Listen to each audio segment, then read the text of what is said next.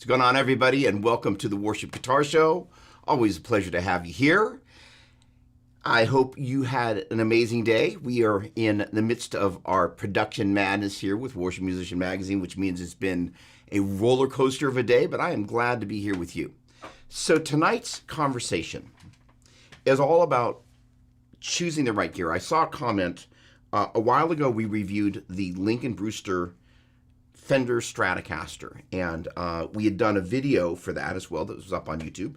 It's still up on YouTube, and I saw a comment come in that somebody had left the other day, and I was replying to it, and one of the things they said was like, well, how do you feel about, a Strat as being, kind of a worship guitar? It seems to be that these Gretches are very popular and so on and so forth, and it really got me thinking about a great topic, which is, how do we buy the right gear for what it is that we're doing? And there's some nuances to that. Number one, there is the gear that we would use to replicate the exact sounds on the recordings that we would like to faithfully reproduce. And then there's reality. The fact that we don't have Kim Walker-Smith leading our worship team, and that's not to in any way belittle your worship leaders, but there's Kim Walker-Smith, and then there are, the volunteers that we have the privilege to work with. There's some amazingly talented volunteers, and Kim Walker-Smith, before she became Kim Walker-Smith, came up through the ranks. But the point being is that not everybody has that level of gifting that a Kim Walker-Smith does. So it means that the way we're going to orchestrate around that vocalist is going to look different depending on the size of the congregation, right? If we've got a congregation of 20, blasting them out with a couple of Marshall stacks, although that would be kind of tempting, may not be situationally appropriate, right? And so the idea is like, and one of the great things about playing with tracks is we can have a larger production than, sometimes we're able to pull off. But if there's like 5 people, at a first service on a Sunday morning, maybe you do 3 services and there's hardly anybody in the room, it's situationally disproportionate to the worship atmosphere, right? So that is to say, in that particular instance, I would be much more inclined to go, let's do an acoustic first service because there's fewer people here, and that way we're not blowing them out with the sheer volume. And the other thing is we're kind of measuring appropriate to the room and the atmosphere, which is the whole, if you will, timeline of this gear sequence is like when the right gear makes the right sense in the right situation. And so choosing that, it has some subtlety that sometimes may not be as easy to choose between as we might like. And so this whole comment this guy had, he kind of knew that you don't see a lot of Strats in worship, and he said it, in a really eloquent way. And so I really wanted to kind of dig into kind of like, well, what makes the most sense for today's worship? And I want to talk about it in the framework of a number of different size congregations. I also want to talk about it in the framework of, are we using tracks? Are we not using tracks? Do we do a stripped down thing where, we actually like doing kind of the anti-giant production thing? There's a great church in San Francisco called Reality SF, where the son of the senior pastor at a mega church that I went to in the Bay Area here, he's the worship pastor there. And I'm not mentioning the big church because the big church had a big giant production. I was one of the worship guitar players there. Like there were worship team roadies. I would walk in and everything would be set up for me, and it was not everything would be set up, but basically it was not that they treated you like rock stars, but it was like the rock star treatment. It was awesome, and it was just a great season to actually be able to do something like that. And then there's reality where it's like, oh, we all load in out of the U-Haul at the crack of dawn, and then after the service is done, we load it back into the U-Haul out of the gymnasium, the local junior high school or whatever it is, and then you go try and see your family after that. So the point being is reality looks different, but Reality SF, what they do is they have this really tuned down worship. The lights go down, it's largely acoustic, and I love the fact that you have a chance in the framework of the busyness of a city like San Francisco to actually tone things down and have a minute to relax and worship like that. And so that's the sort of worship experience that when you bring the lights down like that, you could have 5 people in the room, you could have 5,000 people in the room, and it would be just as effective. Conversely, when we've got the tracks blasting away and the bass drum is at 500 dB and the guitars can't be heard, and if they are, it's just the track. Did I say that? Yeah, I did. It's just a very different type of experience. But somewhere in between those two extremes is where we live. So first of all, I did notice as I was kind of ramping up here that Facebook was looking like it was behaving very strangely. It looks like it's working better now, so that's good. I can see myself, and I am animating here. Actually, it looks like we got a great connection now, and everything looked groovy over there on YouTube, which is great. So first of all, Chris Alexander, always a pleasure, my friend. Great to see you. Let me see. I know as soon as I do this over on Facebook, I'm going to get a jump in volume. So knowing that, I'm just going to open this up, and I'm going to hit this. I'm going to bring the volume down. There we go. All right, let's scrub across the timeline. There we go. And so hello. Oh, Brett, great to see you. Hello, hello, hello. And first of all, I am always so grateful and thankful for all the people who show up because, it's just I'm here, and I'm always eager to be here. What's going on, Forrest? How are you doing? Great to see you. That's awesome. Okay, great. So here's the thing: is the slightly wacky photo that I posted, and I'm gonna lose audio for a second, but I'll fix.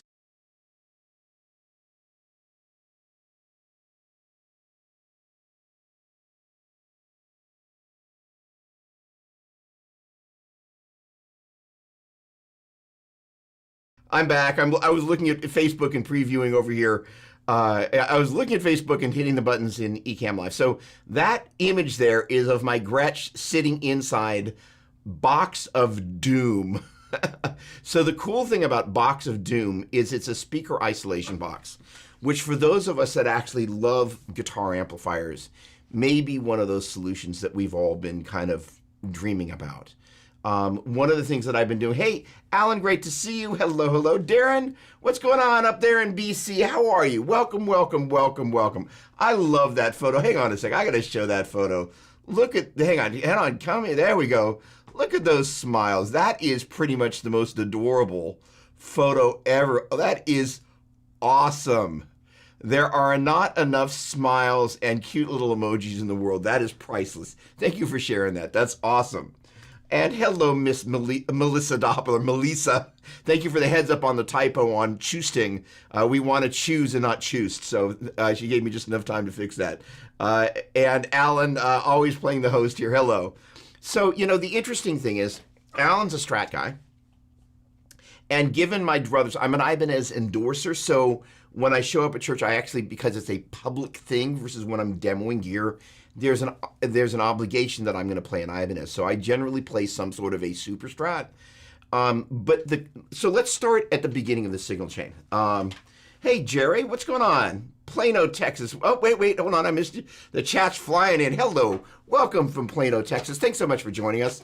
I don't recall seeing your name here before, but if I have, I apologize that I didn't recognize it. In any case, welcome. We're having all sorts of fun talking about gear. More importantly, again, talking about appropriate gear. The gas shortage. I'm going to leave that one be. I'll let you guys work that out in the chat. So here's the thing. One is that there are a couple of different sides of this, and I'm going to try and break it down into the mature Christian version of this. Has a couple of different flavors. One is that ultimately, as we kind of reach that level of maturity, it's all about certain. Hello, Dan.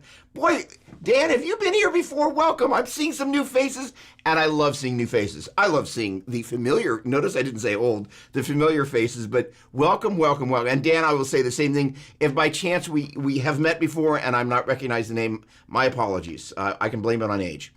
Okay, awesome. Welcome. Hello, New Hampshire. All right. So here's the thing. The mature Christian version of this is like, look, I show up with my Jimi Hendrix Strat and the 3 Marshall stacks, and I don't know, I get a little pushback every week that this happens, right? First time, awesome. First time caller from New Hampshire. Awesome. Well, welcome. Awesome. You're going to find that I'm pretty friendly, and the folks in the chat are absolutely lovely. So welcome aboard, and so glad you could join us. And by the way, you guys are more than welcome to chime in with your questions, and I will do my best to answer them and not rabbit trail too far. Mature version is like, look, we want to know that within reason, the gear choices we're making are going to ultimately serve the whole thing. And with that said, some of the gear choices I've made at one point was a Roland JC120 and a Marshall half stack pointed towards the back wall in a relatively good sized room, such that when I went for my darker, dirtier tones, which were kind of, if you will, a slightly Eric Johnson-y take on it, the cabinet was facing the back wall, would reflect off of this very wide back wall. The room was wider than it was deep. And in turn, you weren't getting the 412 cabinet in your face, because traditionally where I would stand, of course, was, it never fails, like wherever I'm standing, the senior pastor is directly in front of me. That's not by choice or whatever it is. It's just something that has sense it happened. So if you got a 412 cabinet and you're just kind of have it aimed at the senior pastor, it doesn't end well for either of you. And nor does it end well for anybody, because in case you didn't know, speaker cabinets are highly directional. And that includes in terms of on the X and Y axis. That is to say, if you got the thing down at your feet, you're not really hearing what it sounds like. It's actually one of the clever things on those old Fender amps. They've got the kind of the kickback stands specifically so you could lean the thing back and actually know what it sounds like. The other reason is that they didn't really have the same sort of PA stuff we've got. The point being is I'm a guy that has shown up at church with a JC120 and a Marshall half stack, which for many situations would be too much for the room. But at the same time, I was very conscious of how I used that gear, was that I was going for a very specific thing around how the worship team and the orchestration was done, because this would have been the better part of 15 years ago, and we didn't have tracks, and I wanted to go for a very specific type of sound with what I was doing that made sense in the framework of what we were doing with the worship team. We were writing our own original material and blending it in with popular songs from the Hillsong and so on and so forth. So then, there is the, how far do we actually go down the road of everybody seems to be using a Veritas, so I guess I'm going to sell everything and go buy a Veritas. So there is a trend cycle that happens within the worship gear community that actually can be really good, but it can also result in our sounding like everybody else. And ultimately, my earlier point is this, is that if we go for the same sound that you hear, for example, on the Bethel album, but your team doesn't sound like Bethel, all of a sudden the juxtaposition doesn't necessarily make sense, or you're actually helping your team get someplace that they wouldn't have been able to get to without you. So there are multiple sides to this. So here's the thing, is I'm not kind of like being mealy-mouthed here. I'm saying, look, let's unpack this thing and look at it from a mature guitar player point of view, right? So which is ultimately going, what take on these songs is going to best serve my team and best serve the congregation, both sonically, idiomatically, such that when I play the parts from the recordings, if I choose to play them verbatim, they don't take away from the worship, both from the worship leader that's trying to build the atmosphere of worship and from the congregation that's trying to enter in. Ideally, it should be kind of, I've never used the analogy of a banana split with worship, but if I were to, you got to have the bananas and the whipped cream and the ice cream and the nuts and the chocolate sauce for the whole thing to work. It is a blend of things. So we got to figure out whether we're blending with the chocolate sauce that we bring, or are we bringing mustard. The mustard part in the banana split is probably not a very good idea, right? So, okay, so with enough analogies made, let's start with the guitars.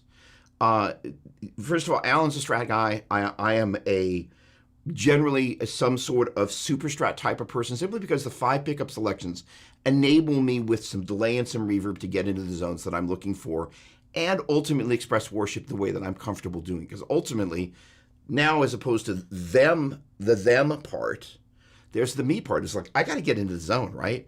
If I'm supposed to help contribute to the atmosphere of worship, I've got to be able to kind of manufacture, if you will, quote unquote, manufacture or facilitate the things that I do. And for me, that's generally a Strat style instrument. And Alan, one of the things that he talked about last week was the middle position on the Strat. It's kind of, if you're looking like, how do you turn a Strat into a Tele? Middle position.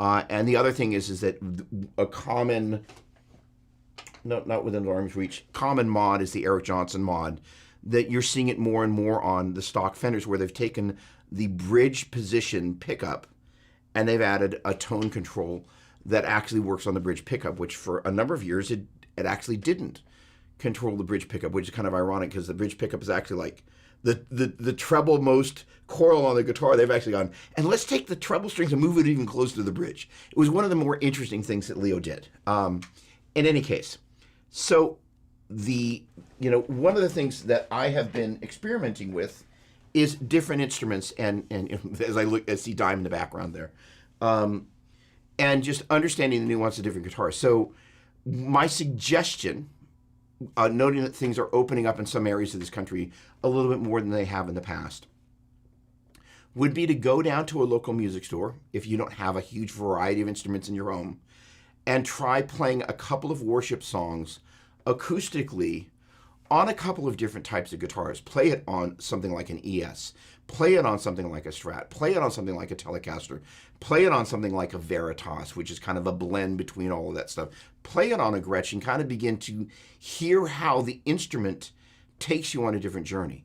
And that is going to inform you. And this is one of the things, is that ideally, here I go with the analogy, I can't help myself.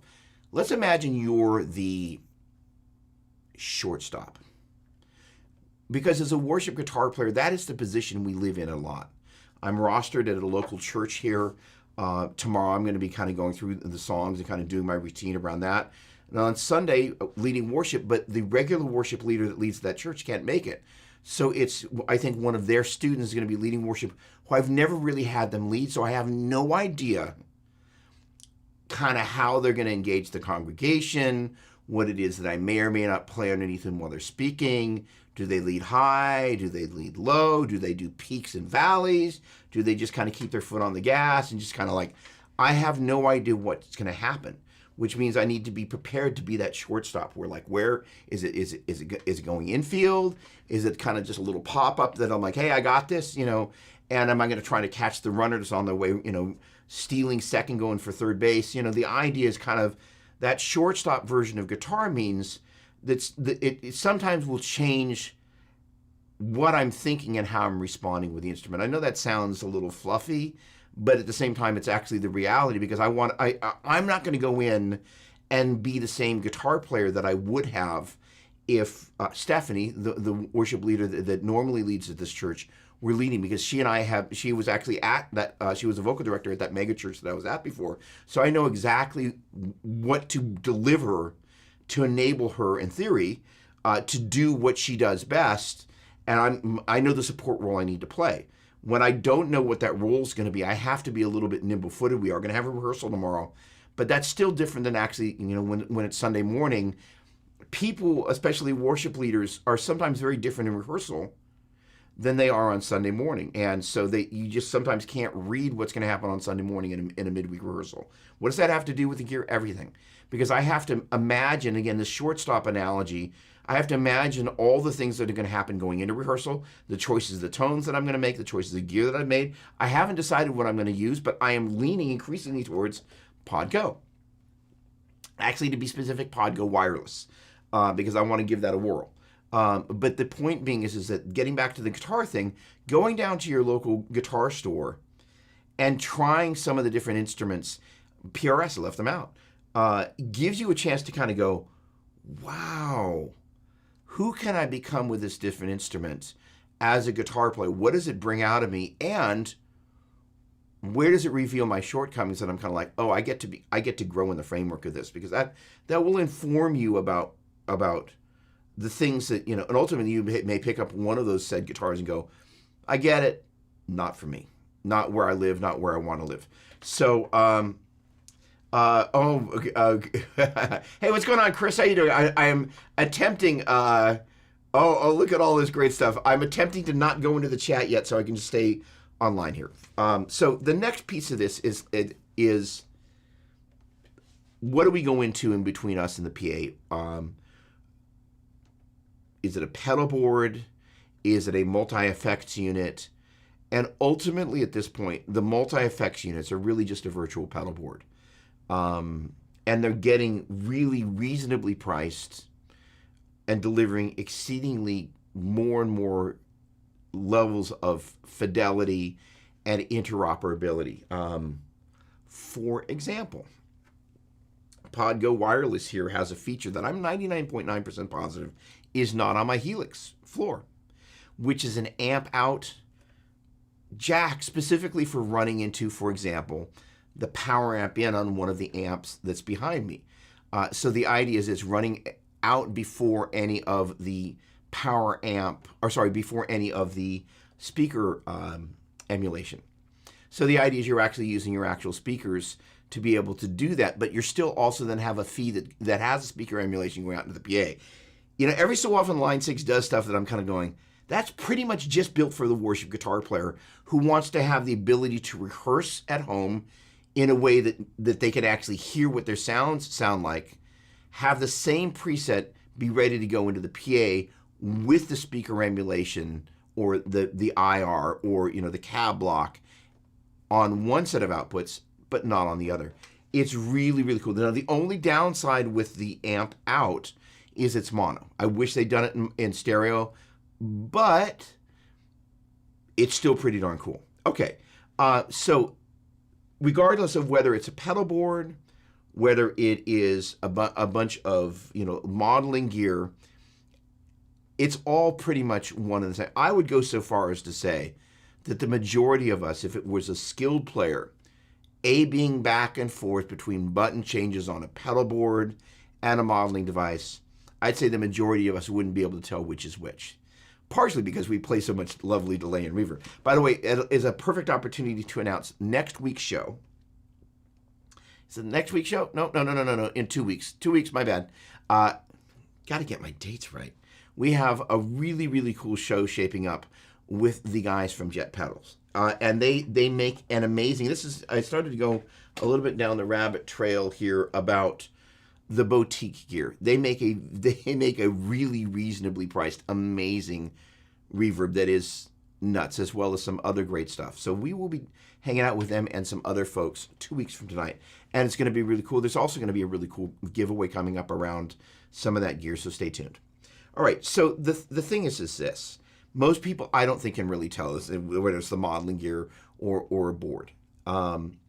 So the idea is what enables you to get into your zone the easiest. For me, you know, I've got a bunch of pedal boards here, and on the heels of saying what I just said about the amazing Jet pedals, Podgo is just like, it's got a built-in expression pedal. It's tiny. It has kind of all the Helix models that I'm used to. I can just run a cable out if I'm gonna probably run.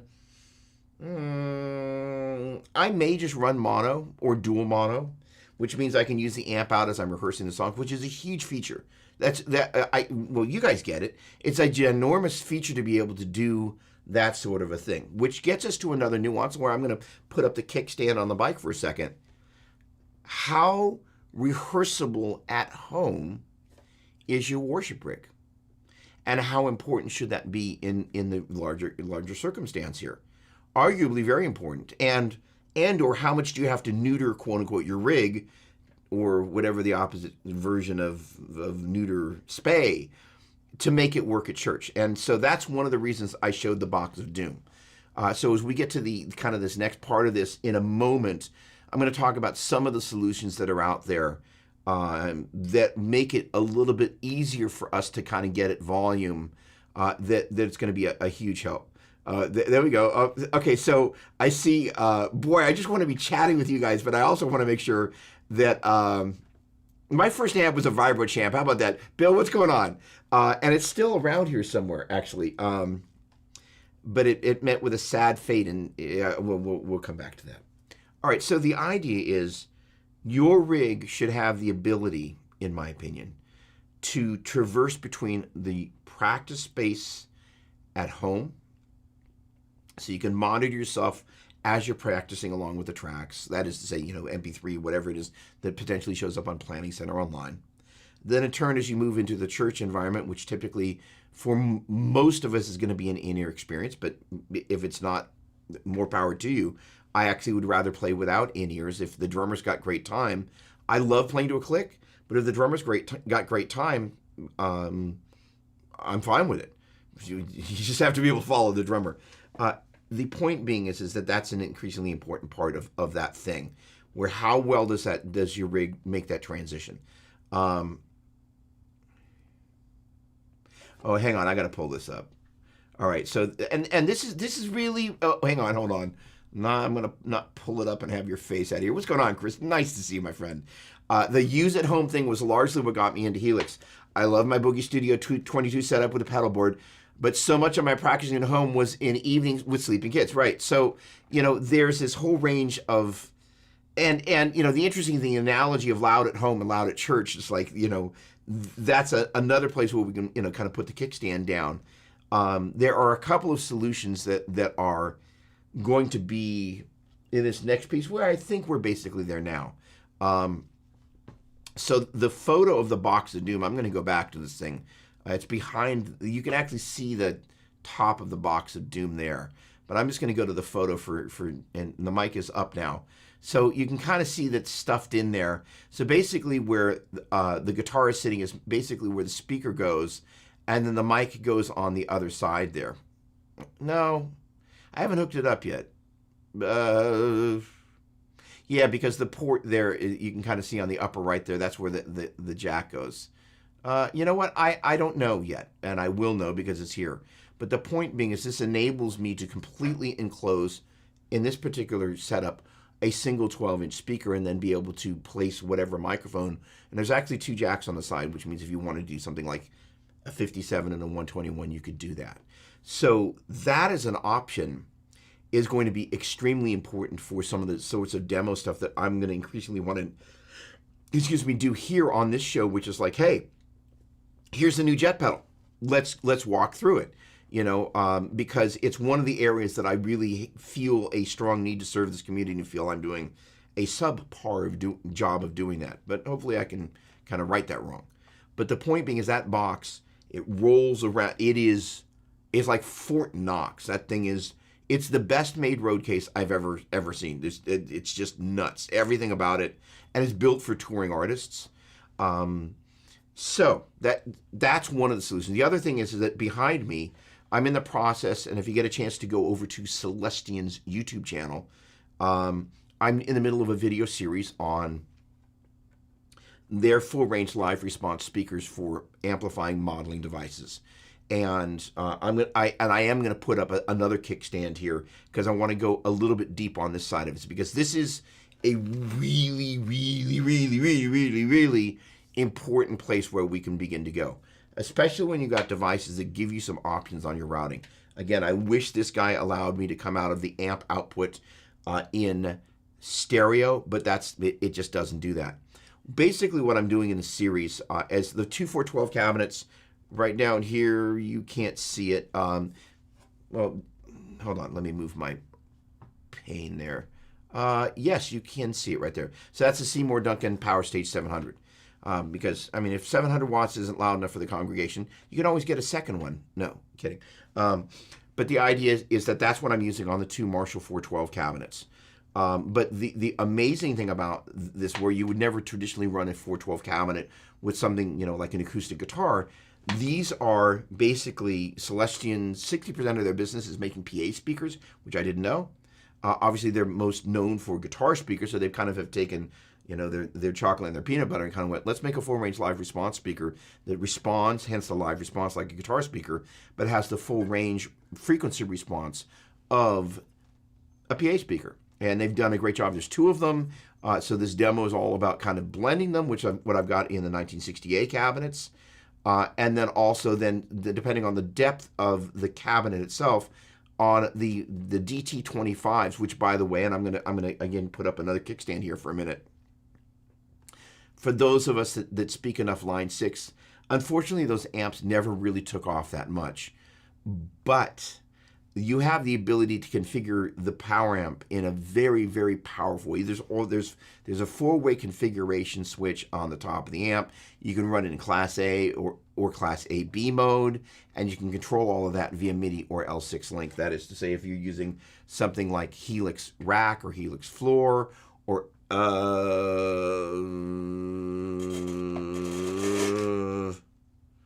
no on line 6 link on, sorry, internal conversation. I knew what I was looking at. So this, of course, is HX Stomp XL. That guy does not have L6 link. And for those of you who don't know what L6 link is, basically it is a proprietary data and audio pipeline that line 6 came up with that enables you to send all sorts of very powerful information that's like MIDI and audio combined along the same cable, which is incredibly powerful. But the DT series amps were, people didn't quite get them, but they are phenomenal. So in the video that's getting ready to come out tomorrow, but in Britain time, so I don't know what time, sorry, English. In the UK, it's coming out tomorrow night, I think. So the idea is that for some of the demos, I used the DT series amps in combination with HX Stomp XL. And so you're coming into the power amp in. Now, the interesting thing is, I'm going to make a little point here, is one of the great things about, and this is what's great about Pod Go, is it enables you, unlike, just going to say it, unlike the Quad Cortex, you can separate the preamp from the power amp. So ideally, when you're using something that's got a tube power amp like the DT series amps, you would not have to use the power amp modeling that's inside these modeling devices. I find more often than not, I actually stack the power amps, but it is something I'm aware of, and I've tried going both ways, and honestly, there's not that big a difference. What I'm always looking for, does it sound good and does it feel good? If it sounds good and it feels good, then more power to you. But in a purest sense, you just use the preamp over here and you use the power amp over there. And that, as I recall, was kind of the original concept. I actually did the trio of videos for Line 6 around the Dream Rig, which was the HD500, for those of us who remember that. The Variax, HD500, and the DT series amps. And so I've had the privilege of working really closely with Line 6 for a long time. I don't work for them, but I have the pleasure of working with them. And they're a great bunch, and pretty much, with maybe the singular exception of Jet Pedals and Lambertons and people who are specifically manufacturing, coming from the House of Worship. But of all the big brands, nobody gets the House of Worship lines like Line 6. They are awesome. They care, and they take the time to make it clear that they care. And that is a big deal. All right, so again, the Celestian speakers, what's great about them is they enable you to take your IRs and your cab models and all that stuff and basically load a 12-inch speaker in a cabinet / combo that was designed for guitar, and you get a guitar-like interaction over there. I know somebody's going to ask me about Power Cab because there's no way I can escape this conversation and not have somebody ask me that. I like Power Cab a lot. But I can also say that if I had to choose one or the other, I would probably go with the Celestian solution, simply because for what I do, I find that it behaves in a more Celestian-like fashion as I go between the different flavors of things that I do. And because of the fact that part of what I do is, look at the dime bag guitar, speaking of guitars that I would not show up at church with, that is part of what I do. It's a big part of what I do. It's a big part of what I love about music. But the thing is that what Power Cab does really great is it does all the AC30 and Fendery stuff exceptionally well. It is, in my opinion, not necessarily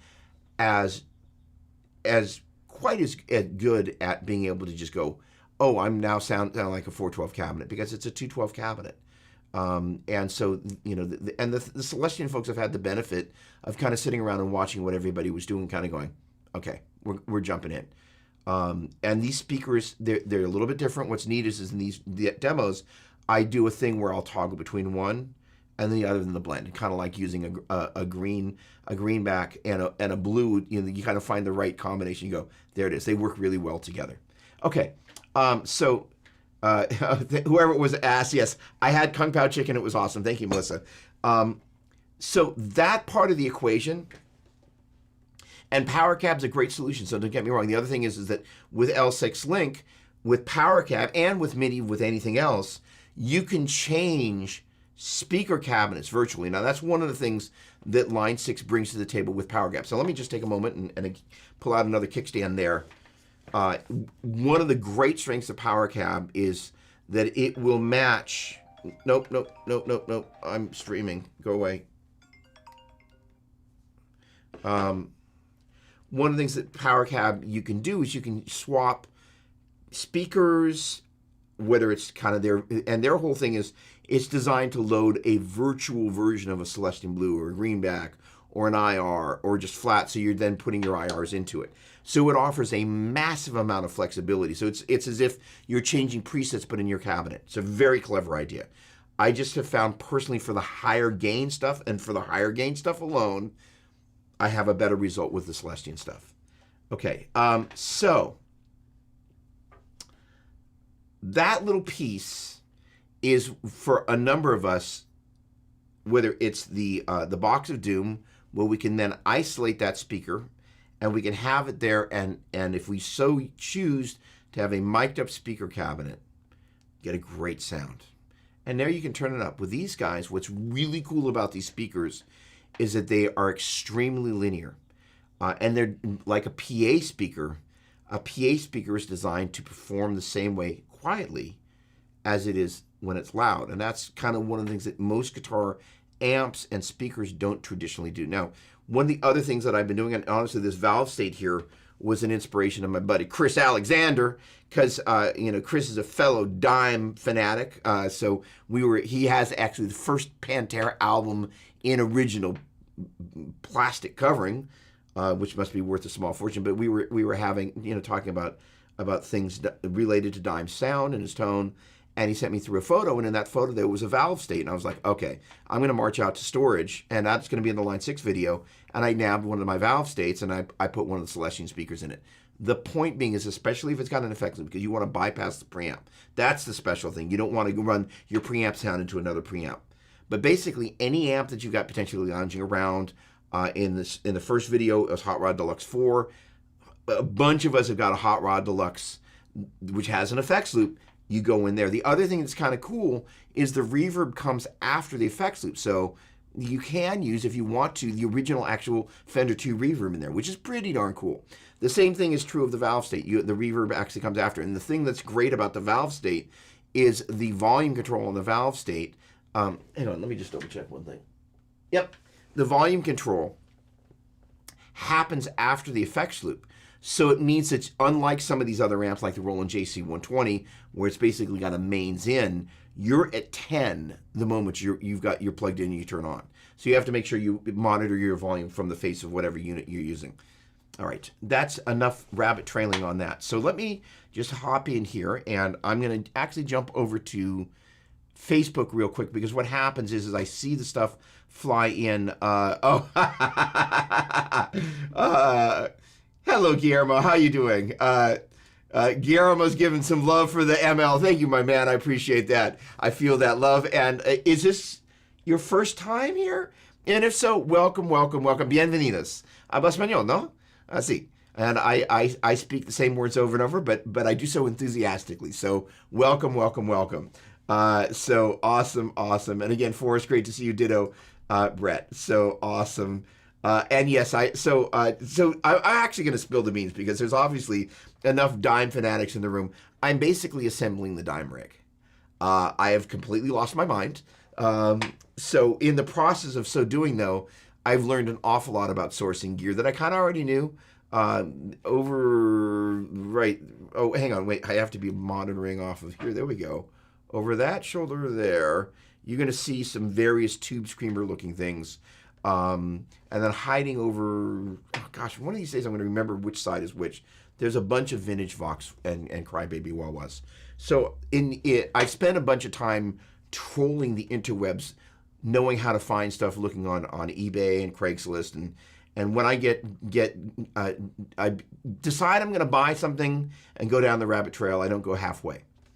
So invariably on the mainstream side of what I do on Saturday mornings, sooner than later we'll be talking about all the dime stuff. But as it relates to kind of going, hey, I'm looking for a particular pedal, I've gotten pretty good at being able to find what it is I'm looking for.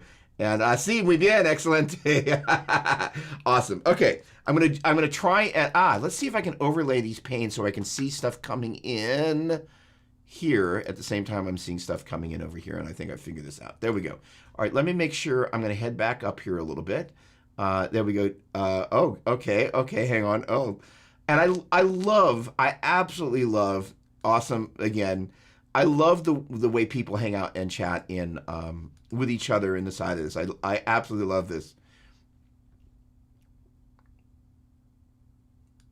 Interesting. There's lots of subtext there. So this is the thing, Alan, is that, if you think about the reverb / delay laden, well, let's if we were to compare Eric Johnson's violin tone and the Edge's sound, they're not that far apart. So the kind of the slightly brown sound version of Worship Guitar, I was like, oh, there's a sound there that worked in the framework of the team that I was playing on at the time.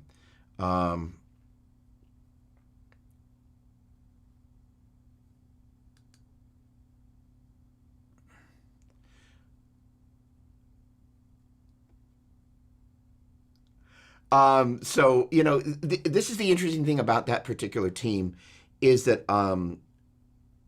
we also got away with playing some 7-string, but not like, it wasn't like totally corned out, like, it wasn't that heavy, but at the same time, there was some heaviness to it, but not in like, mosh pit heavy. We figured out a way in a kind of poppy way to do it, as strange as that sounds, to integrate that stuff. So, it's all about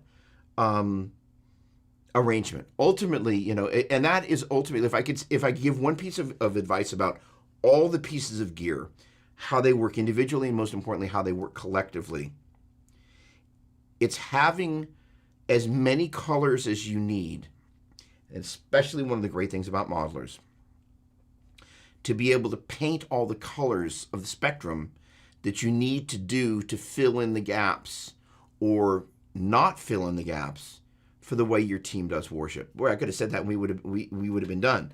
But and that is a journey that will change, right? Again, my comment about going down to a local music store and playing, your 5 of your favorite worship songs on maybe 4 guitars that you don't regularly play, and kind of go, I played differently and I sounded differently. And I like the way I played differently, and I like the way I sounded different. My whole thing is I'm constantly trying not to sound like myself, which sounds very strange, but that is how I grow as a musician. If I focus on sounding in the rutted fashion that I would go, I might develop more of my own personal style, which is actually something I'm kind of working on in the background. But the part of me that is hungry to devour musical information, ingest it, and then be able to output in something that I play is, for me, one of the most inspiring things. So the idea, if I have the same tone and the same sounds, it's very hard to do that. So I'm always looking, like my buddy Mason from Vertex loaned me his ES335, and he had to pry it out of my hands, and I was like, okay. And a week later, I'm on Craigslist. I'm like, that one, right? I was just like, I've got to have an ES335, and now it's an integral part of what I do. Okay. Let me, okay, here we go. Hello again, Chris. Online singing course email I got the other day talked about not just cloning, but making songs your own. There we go. I've always felt we should be doing this in worship too, and struggled with the feeling that in so much worship, people seem to try to clone something else recording exactly. So, I will, Pastor Doug will appear for just a moment. And there are a couple of different sides to this. So let's, and you're a smart guy, but let's just let's walk through it for the sake of the broader conversation.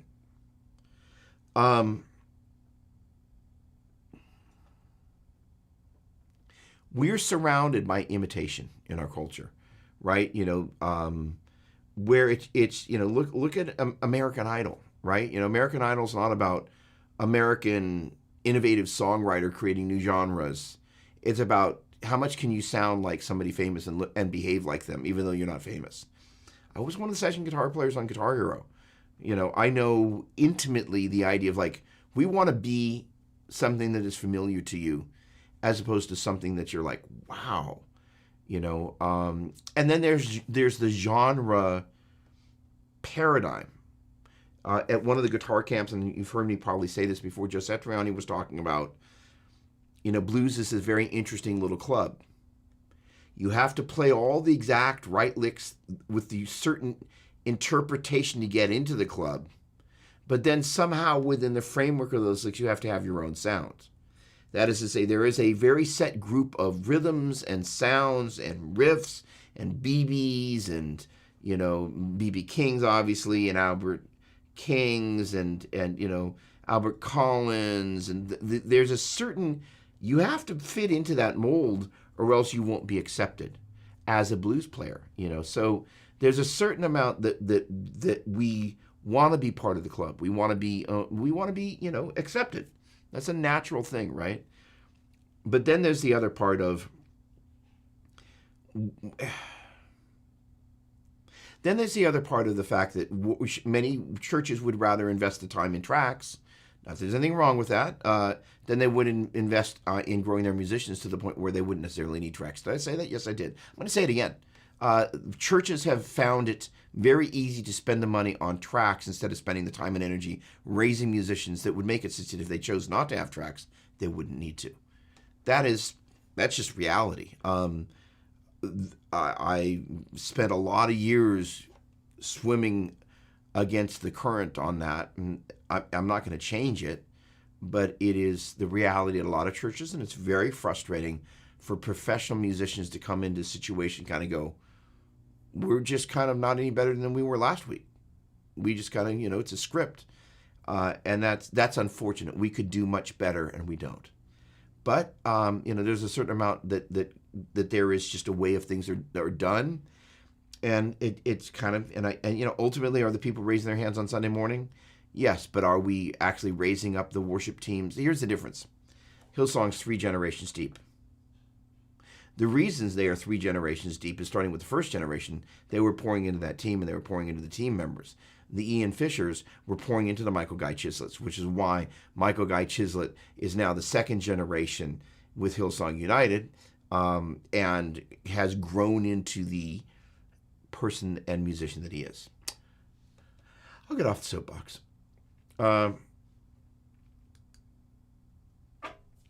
You were absolutely correct. And this is again, I'm going to go back to this kind of the forcing myself out of the shredder box kind of enabled me to kind of go, okay. And here's the thing, the interesting thing is that it can be a little uncomfortable stepping into the uncharted waters. And this is, honestly, kind of getting back to what Chris had said, is sometimes it's easier to imitate than innovate. And that's actually okay. It's a lot more vulnerable to innovate, and it's a lot more scary, and we're generally hit with 99% more rejection and resistance. So it's a fine line between trying to find that balance. But again, if it's about who's the worship leader this Sunday, and what am I doing, so if we were to say, okay, let's reverse engineer for this for a minute. As a worship guitar player, I need to have tones close enough to the record that when it comes time to play the signature lines, the sound with which they're played is close enough, arbitrarily, whatever close enough means to you, works for me, that it's not a distraction. It's like when you hear a bad cover in a commercial and you go like, that wasn't even close. Versus when you hear a really good cover, it's like, wow, they kind of nailed Queen or whatever it is, right? When you hear somebody that really kind of does a great job, but you're like, that was artfully done. Because there are times where if you can really nail somebody's stuff, you're learning something in the process of doing that. You can absorb their musicality. But the musicianship part is kind of going, what are the sounds that my worship leader needs from me? I need to be able to hit the iconic lines, if there are any. Again, I'm going to go old school here, but I always talk about Salvation is Here.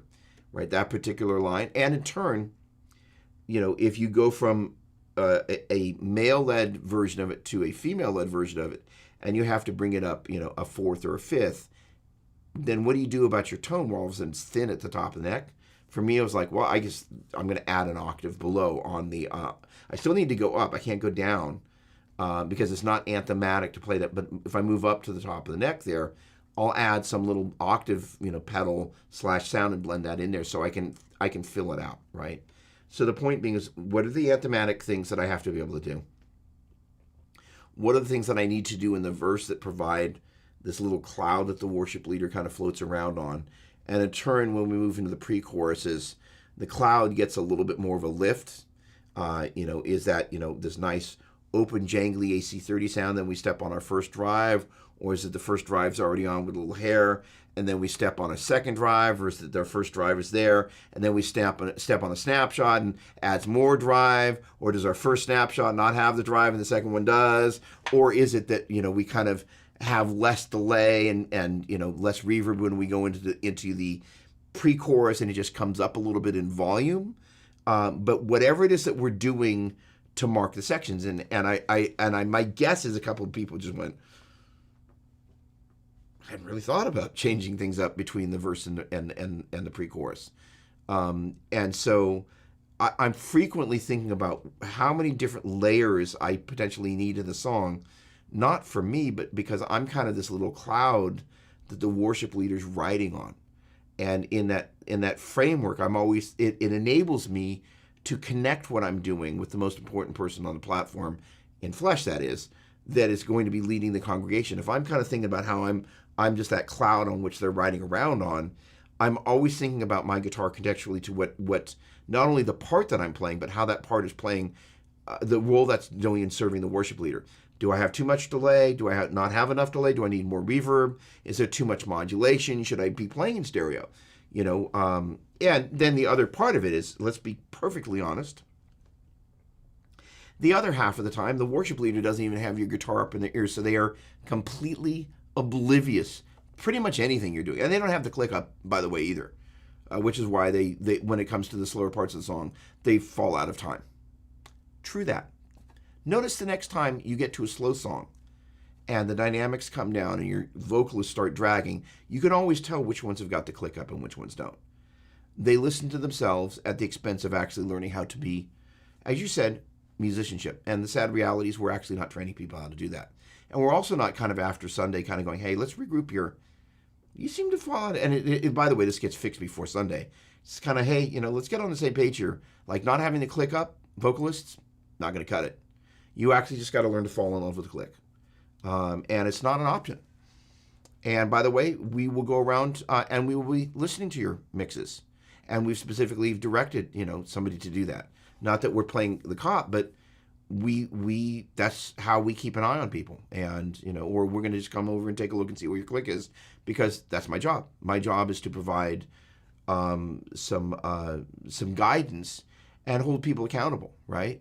Because the thing is invariably there's usually somebody on the team that, for whatever reason we're holding accountable. If we don't hold everybody accountable, people start to just kind of, it sends some of the wrong messages.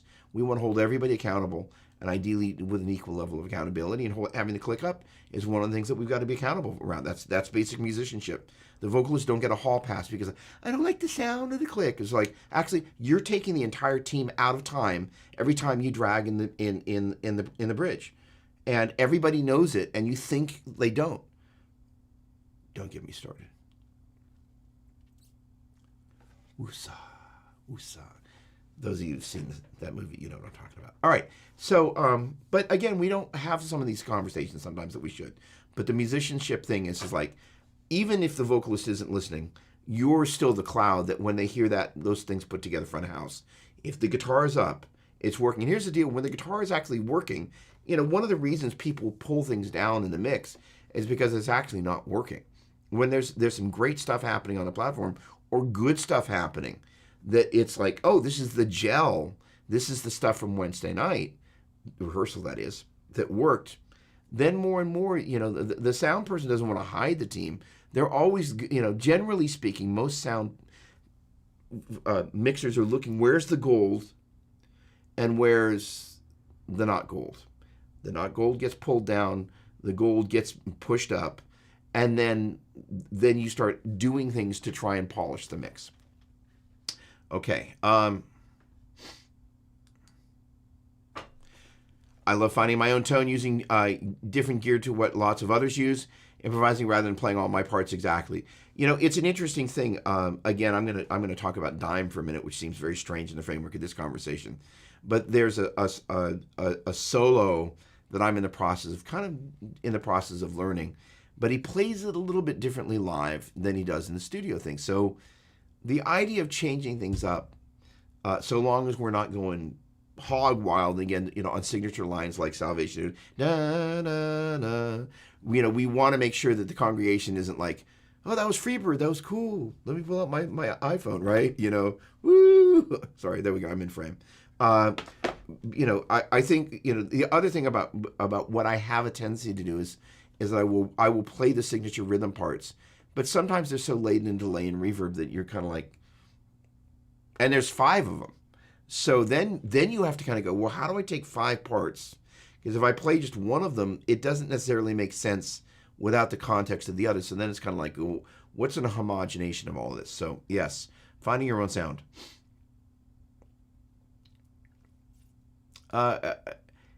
Clarify that for me. I missed. Oh, okay. Hold on.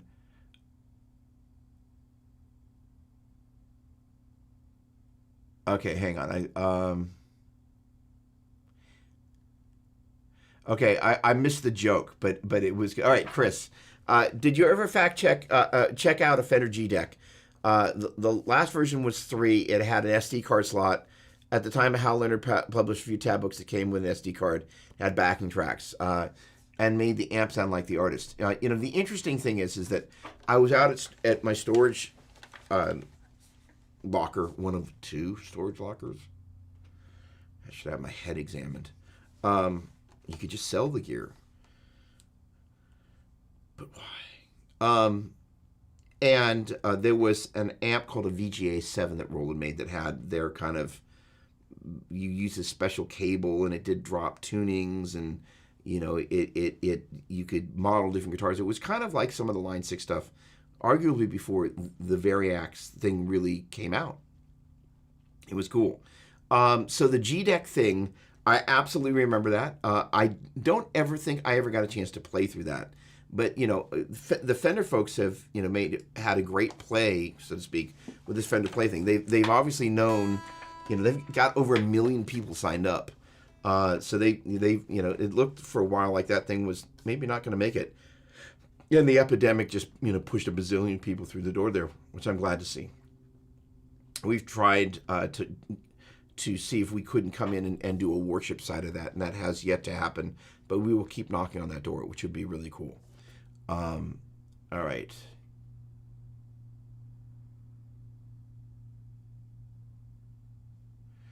Vibrachamp Reaver, right. That is the new one that Fender came out with, I think, that looks really cool. Mine's the 70s as well. Aww. What's going on, Bill? Good to see you, my man. I like that photo.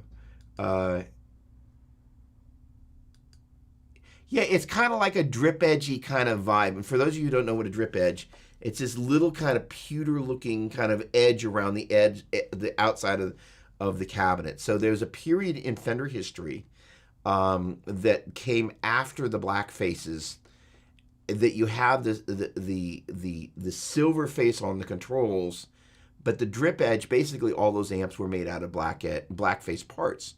So the point being is you're basically buying a blackface amp for 4/5, 3/4 of the price, and they're great amps. So those who are quote unquote in the know, I desperately want to buy a drip edge Super Reverb and a drip edge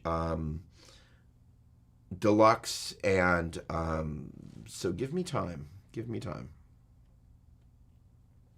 That's her. Check out Zach Child's video on it. Nice.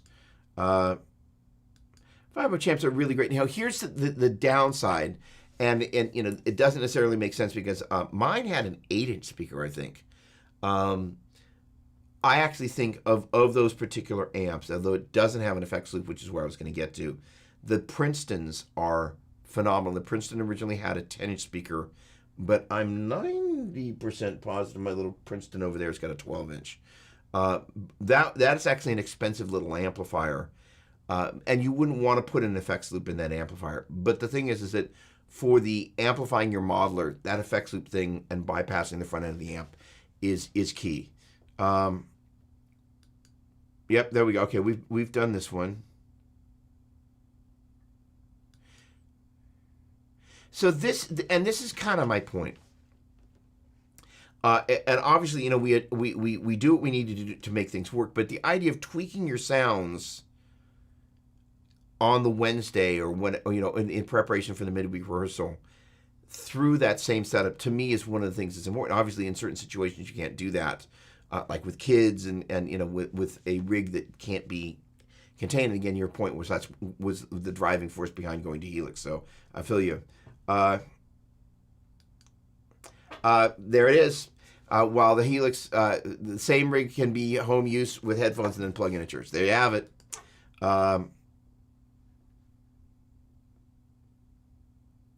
Ooh, hang on. Come on. There we go. I have been running my Stomp or Podgo as effects and feed two classic 20 combos. Very nice. Okay, so does that mean you're not using the modeling and you're just kind of using it as front-end effects? Awesome. All right, there we go. Okay, good. We're good over there. Okay, let's take a look here. All right, good. And I wish I'd tried a G-Deck. Bruce Adolph, what's going on? Great to have you here. So, good. He's my Hefe, so no, he's never... What's going on, Deanna? I hope you're doing great. Yeah, we've had a busy day. I had some... there we go, Melissa. That's where the Kung Pao comment came in. I get it. All right, I'm getting caught up here. First Helix into the effects return of my Boogie tried using preamp models. Sounded horrible, full amp. Black sounded great. You know, the funny thing is that I felt without the power amp, my take was it was just a little anemic, but the power amp sounded great. And the general thing is, unless you're starting to get in the upper stratosphere, you're just adding a little bit of tube quality to the power amp model. Generally speaking, I found of all the amps here, the Valve State is the one that has the most color in the power amp section. It's got a little bit of a pokiness around 2K. It's not the speaker, but it's performed really well. I wonder if I can pull this in. Hang on, am I really going to do this? Hang on a second. I wonder what's this going to sound like.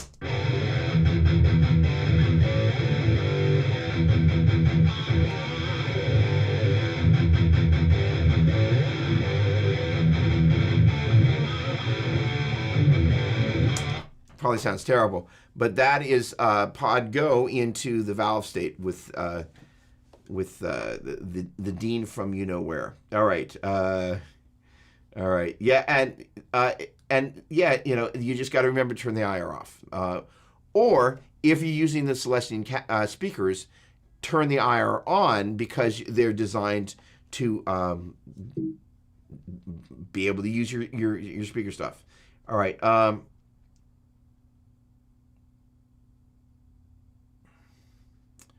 All right, let's see here. If your sound was overall too bright, having IR cabin, try it might sound... Hang on, wait. Oh, okay, there we go. Ever have a preset that sounded better with the cab on? Weirdly, I have. You make some... No, and I've had the exact same... Okay, here's the thing. There are no rules. There's some general best practice. Let me back up a step for somebody that may... Anybody... I never like to leave anybody... Because this is one of the things that churches do a bad job of, like, hey, new person, awesome. Don't let the door hit you on the way out of rehearsal, right? As opposed to, like, look, what we're talking about is this. These modeling devices, basically, they will model pedals. They will model amplifiers, of which there's the preamp section where all the tone controls and the drive controls are. And there's a power amp section that amplifies that. And then when you turn that power amp up really loud, it starts to get overdrive. And generally speaking, with higher gain amplifiers, the preamp is where distortion comes from. The power amp, when you turn it up, is where overdrive comes from. The idea is you put those two things together, and in between them is where you place the effects loop. That is to say, if you're going to use a delay pedal into a distorted amplifier, you're going to be inclined to place it after the preamp and before the power amp in the effects loop. Then the power amp is amplifying the delay and all your time-based effects that are in the effects loop, and then the reverb that's internal on the amplifier comes after that, and that gets powered and played through the speaker. That whole speaker business is built into a number of these presets, as is the preamp and power amp section. So the question is, do we then want to take the preamp, power amp, and cabinet modeling and run that into the front end of a combo? So now you're taking a preamp, power amp, and a speaker and running it into another preamp, power amp, and a speaker. Generally speaking, you'll have better luck taking the preamp, optionally the power amp, and running that into the power amp, and that is to say that effects loop on an amp with an effects loop, which is why all those amps that I'm using for this all have an effects loop. That's where I'm kind of coming in, bypassing the preamp, and now I'm running a preamp and a power amp in terms of just a stock combo that has a normal guitar speaker. I'm running that out into that. Then in turn, if you swap that stock speaker out for something like the Celestians that are there, which are designed to basically be full range, as Celestian says, live response, but in the rest of the world it's called full range, full response. It's basically kind of like a PA speaker, a powered speaker. Quite often so there's some sort of power amp component. Basically this strategy is just taking a combo, you're sticking a speaker in it, but then as you kind of come into that effects loop, you're going to take the preamp, potentially take the power amp. If you don't swap the speaker, then your speaker IR. So again, all the stuff that's in here, you've copied the preamp, you copied the power amp, and you got the speaker. You just run that through the power amp section of your average amp. You probably want to turn the cabinet and the speaker modeling off, but not always. And if you're running the power amp section, you probably want to try turning the power amp section off, but not always. Now that said, with the Celestian guys, because they are just really designed to be a flat speaker, generally speaking, you are going to want to have your preamp. It's optional whether you're going to have the power amp, but generally sometimes they just have a little bit more mojo to them. And again, most of the power amps, it's not until you start turning them up really loud that they start to lose their efficiency, and then you're going to need to have your speaker modeling / IRs. By the way, an IR is an impulse response. It's basically a picture of a speaker cabinet with a microphone, quite often a bunch of other stuff on it, and some signal chain associated with it. And that is it's the sound, quite often, of a speaker in a cabinet that's been mic'd. Okay. Yes. Okay.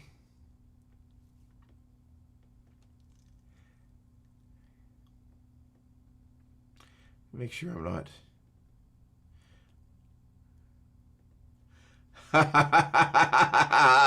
Okay, so Justin, hey, what's going on? I like your what are those called? It's yeah, what are those things? Hi, I think you've been on here before, yeah. Anyways, hello. So the Roland JC 120s are phenomenal. So let's rabbit trail on those for just a minute. What's great about them is, first of all, I can't believe I'm going to go. Actually, let's see if I can start not with Metallica. Because somebody's gonna be like, what is with this guy? I thought it was a worship guitar show. But basically, much of the clean guitars that you ever hear with Metallica,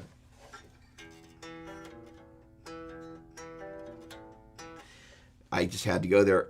Roland JC 120. Always With You, Always With Me, melody and solo track, Roland JC 120. Duran Duran / Nile Rodgers, Roland JC 120. The point being is it's a great clean amp with the Roland CE1 stereo chorus built into it. So because it's a 212 combo, the chorus is only on the one side. You know, if you hear it, it just sounds like this great chorus. If you hear the unchorus side, it just sounds like the guitar. And if you hear the other side, it's got this thing going on with the modulation. By the way, chorus, in case you didn't know, is a very short delay that's had modulation applied. That's what it is. Which is one of the reasons why the quad cortex cannot capture time-based effects, at least right now, and that includes chorus, because I tried. All right, so the point being is that on the back of those amps, there's a mains in, and that's because to get that stereo chorus, they had to have 2 separate power amps in there, 2 60-watt power amps. So basically, you go in there, it's a solid-state power amp. It's very clean, it sounds great, and it's a cabinet that's designed for guitars. Technically, guitars and keyboards. And that was the thing is that the CE1 was partially designed to emulate a Leslie and Univibe, because one of the Univibe modes is a chorus. So that was kind of part of the impetus of it. And where's my JC120? So it's behind the wall here. But the point, I have 2 of them. And there's nothing, the only thing better than one JC120 is 2 of them. And then you kind of like, well, which speaker do I mic on which one? So the good news, if you mic the right speaker on one and the left speaker on the other, as long as you haven't messed up the wiring on one of them, you're going to be fine. But they're really, really great amplifiers. And what's neat is you're able to use them for specifically the Celestian application. So again, if you head over to Celestian's YouTube page, preferably after the end of this, you'll be able to hear a bunch of things that I think are exemplary of that. And then the video that's going to happen this week, one of my favorite sounds is using the Gretsch through the 2 line 6 DT25s. I was very pleased with that. Laney stuff. All right. So, and I'm curious, Dan, the Laney for the clean sounds or the Laney for the metal stuff? You know, because I'm not even going to mention the name of the band, but you know, Tony Iommi is kind of a long time Laney user, and Vinnie Moore used their stuff for a long time. Make great amps. All right, Dean. I think that's a new name. Hello and welcome. Hi. From Wyoming. Awesome. Any experience with AXFX3 for worship stuff? Well, the interesting thing is, in this next week, although it's not, so the Celestian videos is pretty much a mainstream, but the one that's about to come out is going to be on various line 6 gears I mentioned before. And one of the sounds, which is with the Gretsch, I kind of just say, it's kind of in the PNW / ethereal. I said something like that because, I kept a little on the down low. Anybody who knows the worship thing knows exactly what I'm talking about. And all the metalheads aren't going to freak out, kind of like, what's that about? But it's one of my favorite sounds on there, and it's just gorgeous. So to answer your question, yes. The other thing that I'm trying to figure out that I'm not there yet is how, as worship musician, we're going to speak into the people that are fractal users, right? In the worship in atmosphere, space. Worship guitar players using fractal.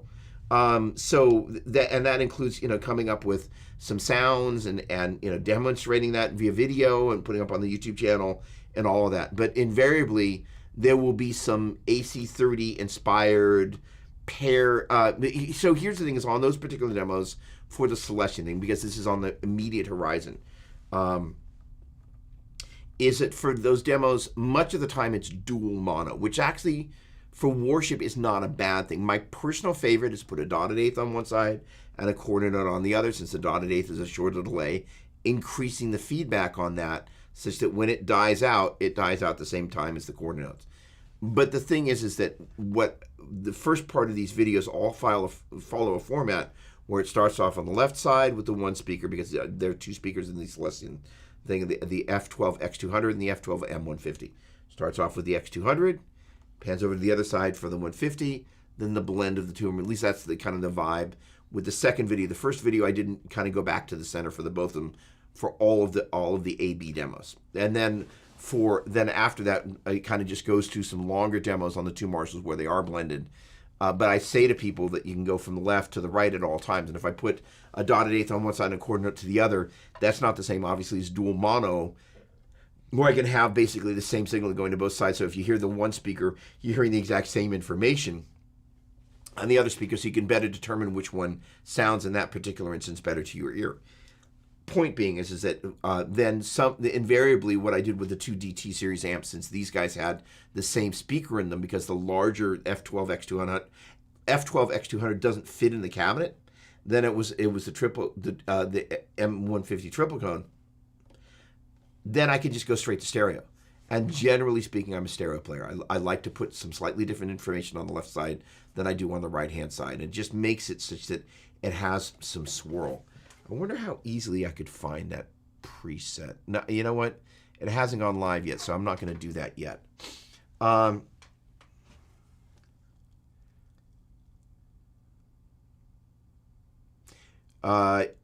Awesome. So Dean, so to answer your question, technically the answer is no. Mentally, yes. And the other thing is that a buddy of mine loaned me his Axe Effects, and I spent a bunch of time with it years ago. And then honestly, the Fractal guys, I known them, so they sent me this unit, and we've been kind of waiting for the right time for me to integrate it into what I'm doing, which sounds absolutely insane, but it's the truth, and they know that. And so I'm really excited about this. And so, the thing is the Fractal audio stuff. If you were to say, well, okay, who does what the best, right?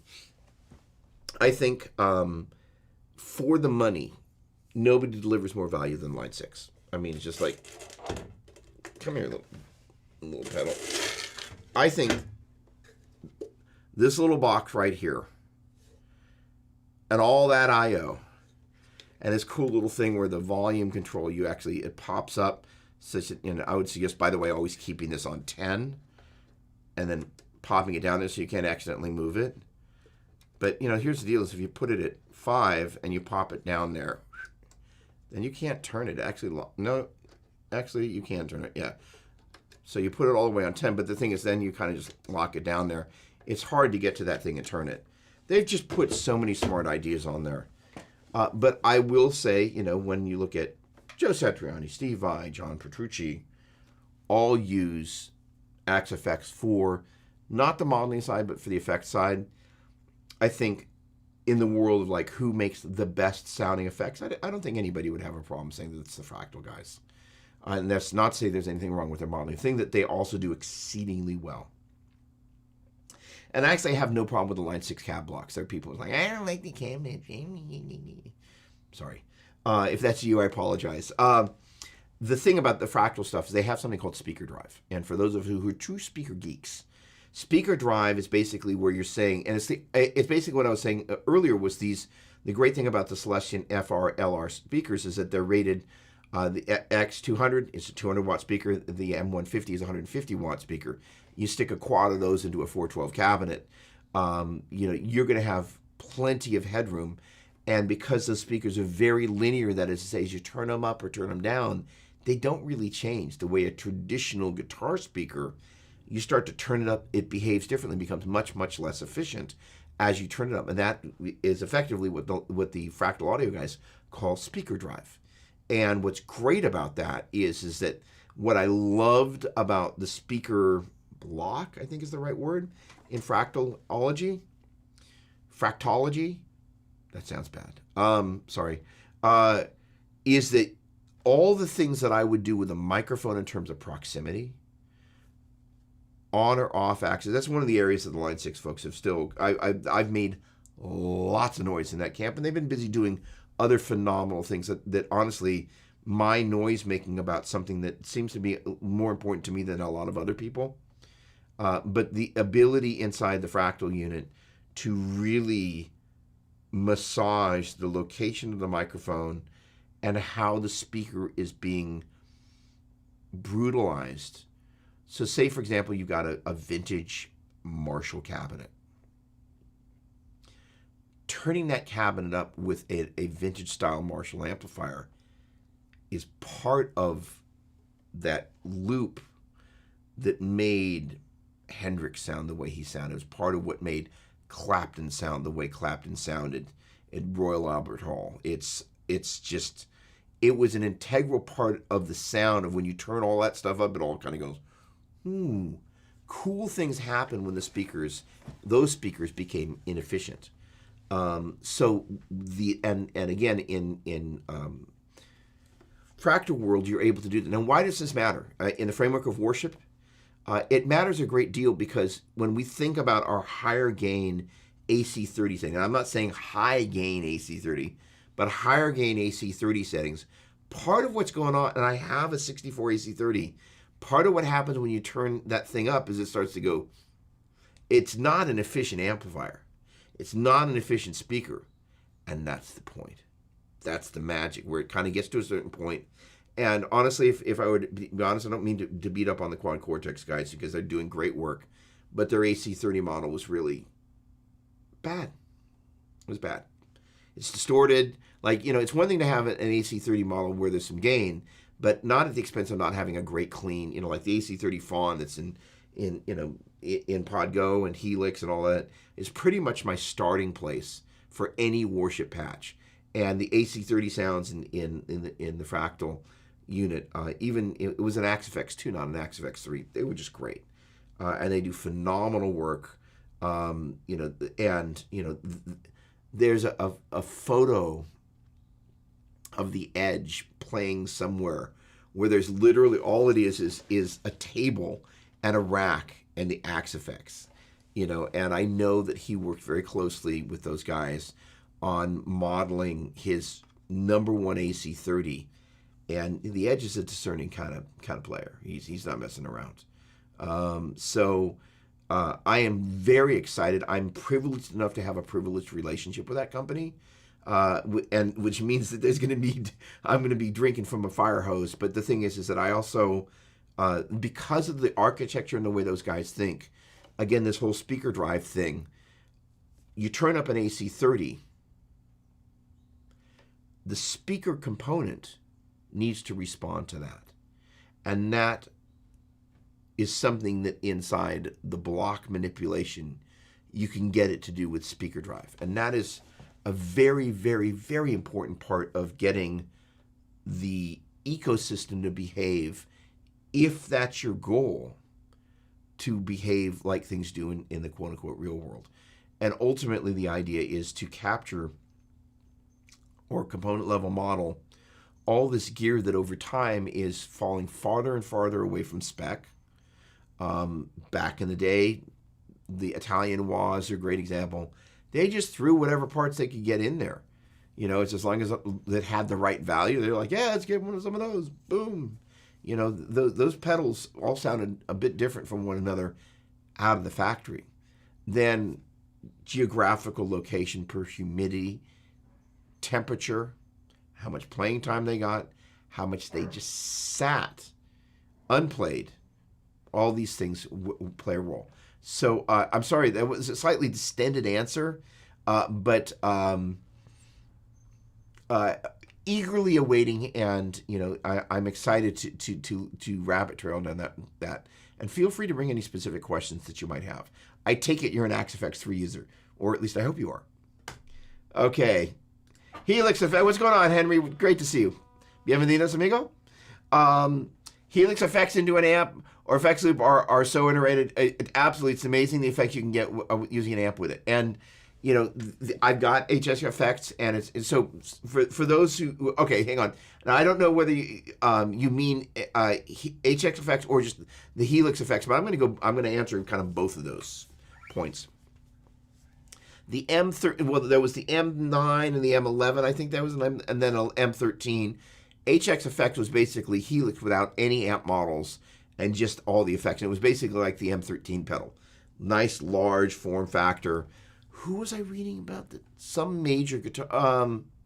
Right, Tom Quayle. That's his touring multi-effects, or was his touring multi-effects unit. Serious player. And if you don't know who Tom Quayle, Quayle, check him out. And for much of what he does, he tunes the guitar completely in fourths and shreds, but like in a slightly fusion way. He's a brilliant player, has a signature Ibanez, ridiculous player. So the thing is that the effects are just great, and they're great into the front end of the amp. If you do a 4-cable method, you put your non time-based effects in the front end, like your wahs and whatever that is. Then your delays and your reverbs, you put them in the effects loop, and it's just like the Line 6. But what a lot of people don't know is that Line 6's first famous offerings, I'll step back from the ledge, were Amp Farm and Echo Farm. So that is to say, they started off as plugins for Pro Tools. And so they kind of took all of that and went, well, why don't we make that into hardware? Which is basically, if you look at their playbook, it's exactly what Neural DSP is doing. They're following the Line 6 playbook to a T. It's very interesting. So yes, those sound great. There we go. Look at you. That would be a gross understatement. The distortion, so technically, it's a distortion control that you turn on. That is one of the worst, most anemic. I have, and I will curse myself for saying this, I'm sure. I have never found a single instance that there was any reason to turn that thing on. So it's kind of like click and on, and then it gets more. It's like if distortion were done wrong, that would be it. Like it's as if a distortion pedal and an overdrive pedal had made a baby that somehow it just didn't quite go right. That's the distortion in JC120. You just kind of don't want to go there ever. Brad, what's going on? Hang on a second.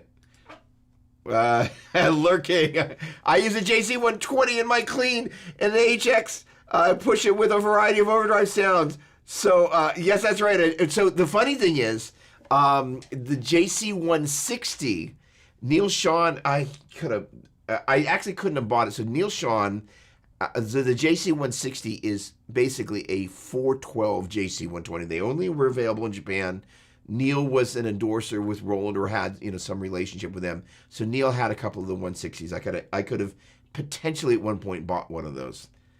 So yes, I guess the two JC120s would be a 240. But still they ride off of Escape. You can blatantly hear the JC120 on that record. And it's just great amps going in the front, going into the mains in, and they are great.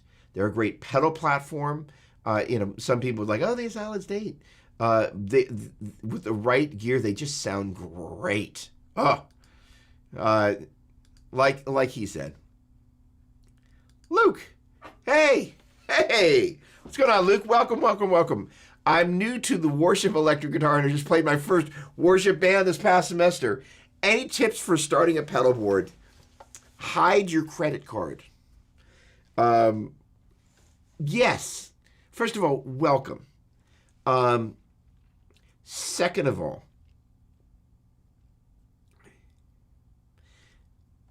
you use the word semester, so I'm going to use the word budget. As a student, you know that if you do not budget your money well over the course of a semester, the end of the semester can end up with a lot of ramen.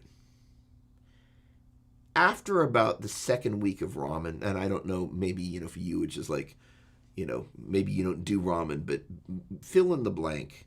You kind of begin to go, I need to have budgeted better. So the real thing is that honestly, if I were, okay, so you said pedalboard. So I'm gonna go pedalboard.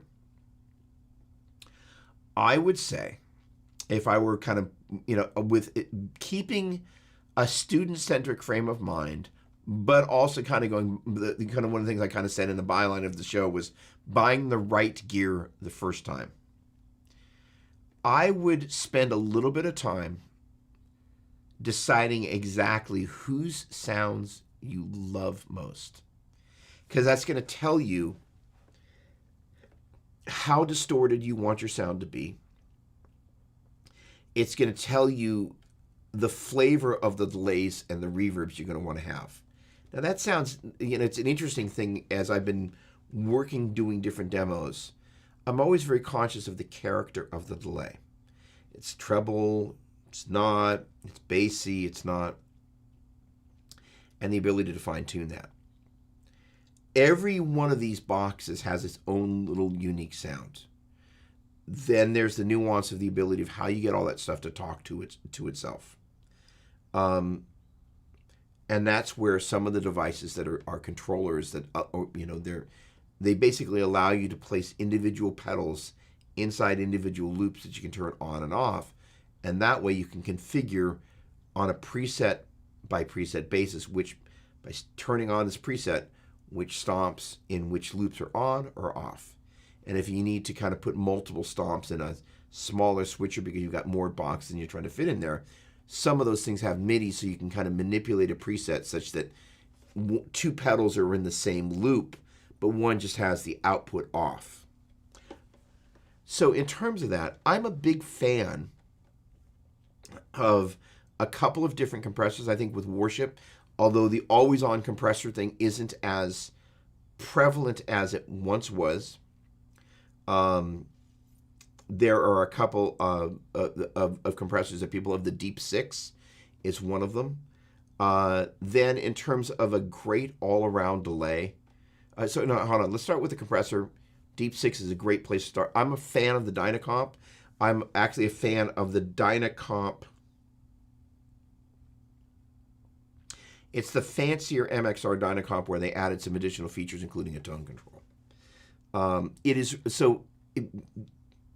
As an overview on compressors, because so much of the sound gets affected by the way the compressor, one of the things that the compressor does is that it not only makes the quieter sounds louder and the louder sounds quieter, one of the things it does is it responds to the first part of your signal, which is called the transient, in case you didn't know that. And that is almost always the attack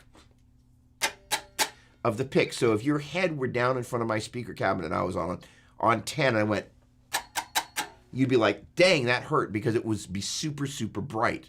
So what the compressor does is goes and doesn't let that stuff in. And so what ends up happening is, depending on how you have the compressor set, you're just saying, hey, look, I hear an attack, but I've tamed the pick part of that attack. And what it enables you to do is have a brighter sound that's not necessarily bright, but you've tamed that sound where it goes click, click, click, click of the pick. So that enables you to manipulate that. One of the other things that's a huge help is to have some sort of blend function with the compressor. And so the idea is that it enables you to, as opposed to having all 100% compression, choose how, like a 50-50 blend, or so you can choose how much of the uncompressed signal is blended with the compressed signal. That, in combination with the tone control, enables you to really have the ability to shape how it responds to the pick attack and how compressed the sound coming out of it actually is. Drive pedal. I think pretty much everybody starts with a tube screamer, and you couldn't go wrong there. A TS-808 would probably be a great place to start, just because it is a great sounding delay. And if you're looking to spend more money, I'll take you to the next place. You could not go wrong with an Analog Man King of Tone. And that's going to get you into a much pricier category. But Analog Man King of Tone has basically two stackable sides. There's also a new pedal that is from the folks. It's actually a pair of pedals that are coming, the Lion and the Lamb from Jet Pedals, that I'll be demoing sooner than later. And they basically are MIDI compliant overdrive and distortion pedals. And so you can basically, one of the cool things about drive pedals, in case you didn't know this, is you stack them. So the idea is, rather than maybe your traditional, I've got a distortion pedal, one of the things Worship players quite often will do is they will stack two overdrive pedals to create cascading levels of increased volume and increased distortion that happens. But it's not necessarily totally distorted in the way a distortion pedal is. That is to say, if you stack one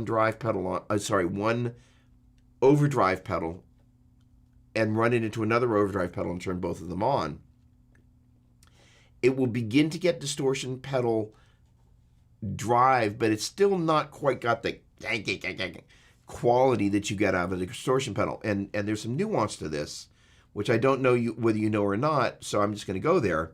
And for anybody else that would be interested, a distortion pedal, generally speaking, has to be a bunch of things to a bunch of people. And somewhere, if there's a kind of a dead center, the thought like, well, there's a bunch of people that really wished it was a Marshall in a box, which means what its vibe is not really the vibe of what we do most of the time on a Sunday morning. Conversely, an overdrive pedal isn't always about getting gain. Sometimes it's just about adding just a little bit of hair on the sound, so it's got a little something to it. And then you have another drive pedal that when you put the two of them together, you're kind of like, it's not distorted, but it's not just a little bit of hair. And it's just, whether it's to add another level of kind of the volume coming up a little bit earlier, I was talking about, we've got our verse, then we have a little bit of a lift when we go into the pre-chorus, we stepped on something maybe. That second drive pedal is sometimes it. And so then a Reaver pedal, one of the pedals I would suggest checking out is the Jet Revelation Reaver. For the money, it is the best worship Reaver pedal on the market. Just great. And of course, then there's always the $500 Strymons, which are phenomenal. And there is nothing wrong with the Strymon Big Sky. It is a phenomenal reverb. And the Strymon Timeline is a phenomenal delay. The thing about a delay, generally speaking, is they come in, when we're talking about a standalone pedal, more or less two-ish flavors. I could go more, but let's just keep it that way. It's on, it's off. Versus one that has MIDI, which means there's presets. And usually at the point that you get to MIDI and presets, you got a few more knobs and things that you can control.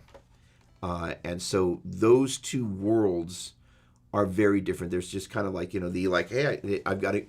And the thing about delay is it just kind of hangs out in the background. So what you're actually looking for generally is something that's not in the way of your direct signal. The Boss stuff I think is great.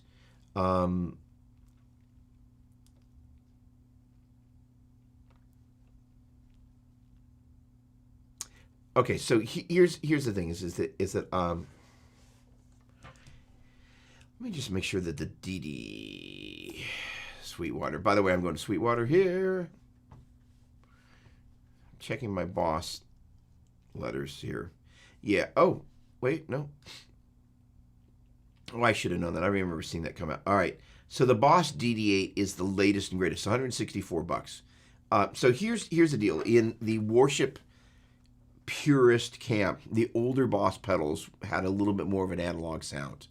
I'm a big fan of the DD7, which did not get a lot of love in the praise and worship world. I think sometimes the club is a little clicky, and it's a great pedal. Basically, this one should have that same function. Hang on, let's see how easily. All right, so Chrome, there we go. And so is that going through to our broadcast? Should be. Yep, it is. All right, so so usually the way these guys work, you could step on this thing for a minute. Oh, it's got a looper built into it as well. Yeah. Oh, it's got shimmer in it as well. Holy cow, this thing's nuts. It's got a ton of different delay types in it.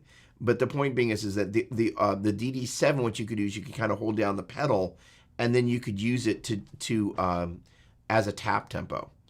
So a big part of in case you haven't learned this bit yet is this dotted eighth note delay, which is kind of like the chicka chicka chicka sort of thing. Chicka chicka chicka chicka chicka chicka chicka chicka, and it ends up basically the setting on the delay is a dotted eighth note, but it ends up you're going ba ba ba ba, and it basically ends up giving you 1 E and a 2 E and a 3 E and a 4 E and a 16th notes, but you're going 1, 2, 3, 4 because of the fact that the delay set at a dotted eighth note.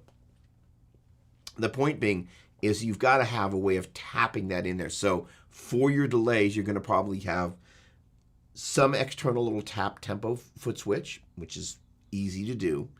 And then also making sure whatever delay you get, most likely you're going to want to make sure it's got a tap tempo either input so that you can tap the tempo into it, or which is actually was present on the side of this pedal, or you've got the ability to, as I recall, you would either tap on it or hold it down for a certain period of time and then tap on it. And so for the money, those Boss pedals are great.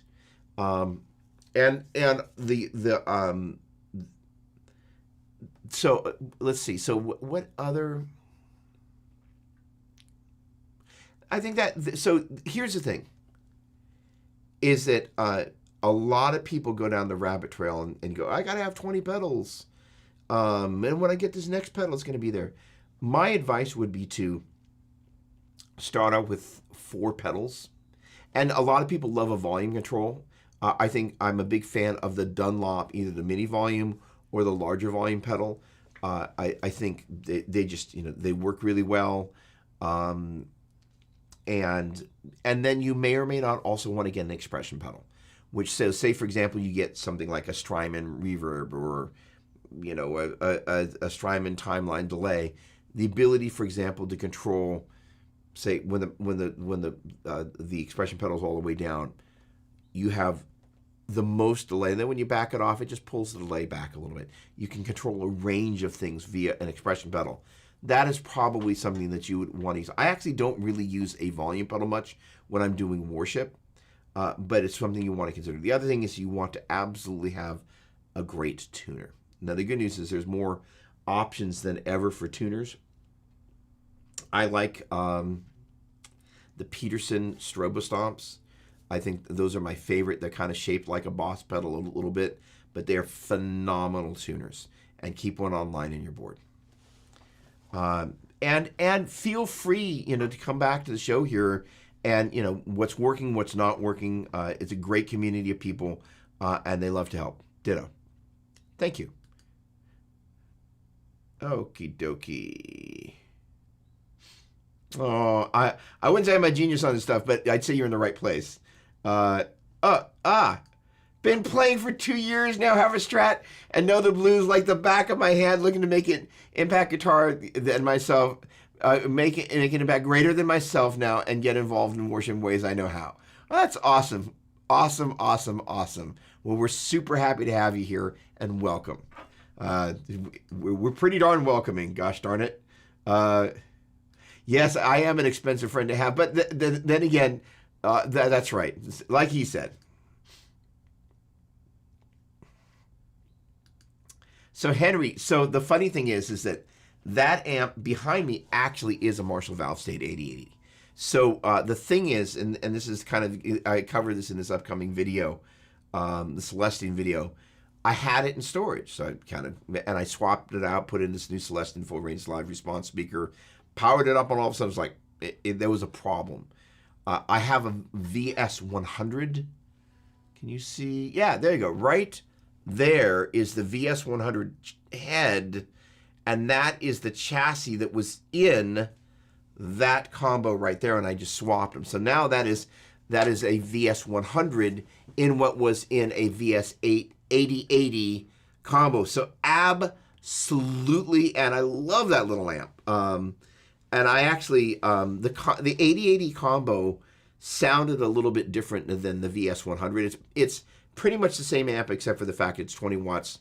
The VS100 is 20 watts louder, but it also was a little bit more metal. And, sometimes, just from one year to another, maybe they couldn't get a particular part, or they decided to make the head just a little bit more.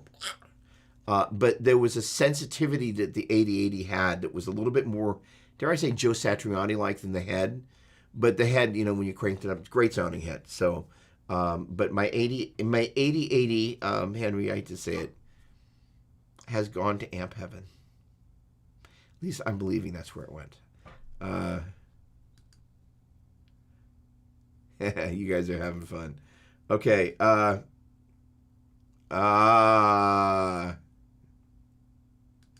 You guys are having fun. Oh. So I haven't checked out the more stuff. So there you go. Thank you, Chris. Awesome, awesome, awesome, awesome, awesome. And so the Echo Park pedal is also really good. The funny thing is, you guys are going to laugh. So there was a period of time I was doing a fair amount of demo work in the kind of the Dumble world and in the Dumble clones, actually mainly the Dumble clones, although there were some Dumbles that passed through. And that was kind of my delay of choice to put in the loop of the Dumbles. There was just something about that pedal that sounded really, really good in the loop of those amps. And most people would like make their blood boils like, you used a Line 6 pedal on a Dumble style amp, but they sounded great. So great little pedals. DD20 is a great pedal. So there we go, Luke. So then, you know, it's kind of they're the smaller form factors and then the larger ones. The benefit of something like a DD20, which is a great pedal. I had it, actually sold it to my buddy Shane, is that one of the pedals is dedicated. You can use it to tap tempo. It's got presets. The presets can pull up the different types of delays that are in there. It's a great pedal. He's absolutely correct. And he's not going to break the bank in the process. So the interesting thing is that the Dan Electro stuff is also something that I haven't spent a lot of time with. But as I understand, they were knocker offers. That is to say, they would kind of bag a few designs here. So, yeah. And so, you know, here's the thing, Luke. The other thing that you can do is just Google Worship Pedalboard. But here's the thing is they do not take the bait of like, oh, I guess I need to have 50 pedals. Just kind of go, what are the pedals that I see people using over and over? That's a great place to start. One is going to tell you what's trendy of this week and this month. And you know, you want to be conscious of kind of taking a look at the date of the images, because that will change over time. But the other thing is, what do you see people using repeatedly? The other thing I will encourage you to do, in Worship Musician Magazine, we have kind of a section in the magazine, in the Worship Guitar Player section, where we show different people's pedal boards. And so I think there's 4 pedal boards in every issue that you kind of go, all right, what's in there?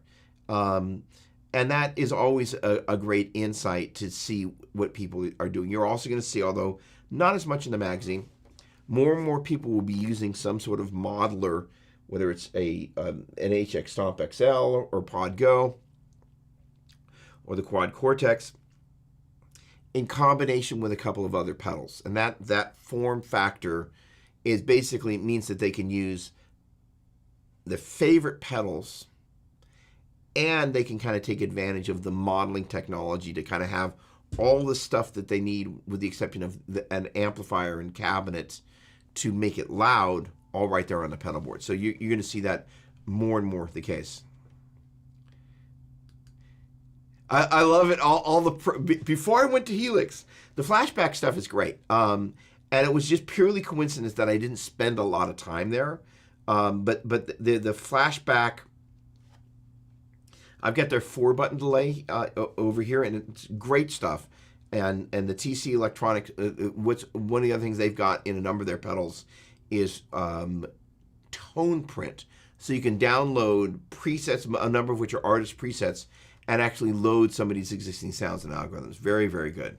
Yes, Bruce and I, actually, you know what, Luke, the most important pedal you can ever get, the Talent Booster. This pedal is priceless. You thought the Klon was expensive. The Talent Booster, because what's on the inside of this pedal, I can't tell you, but it's special technology. Talent Booster, priceless. I'm having that is a joke, but they're it's a great little pedal. But it's not true bypass. So all right, that's awesome.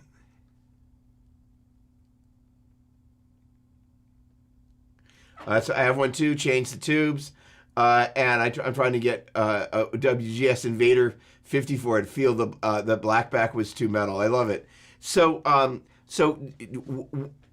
the great thing about the valve states that you know, the funny thing is that I've got a an RG100 ES on the way. So that's basically the well, there's no other way to say it, Cowboys from Hell album tone.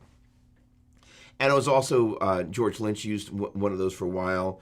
And I used to demonstrate for Neil Sean's guitar company.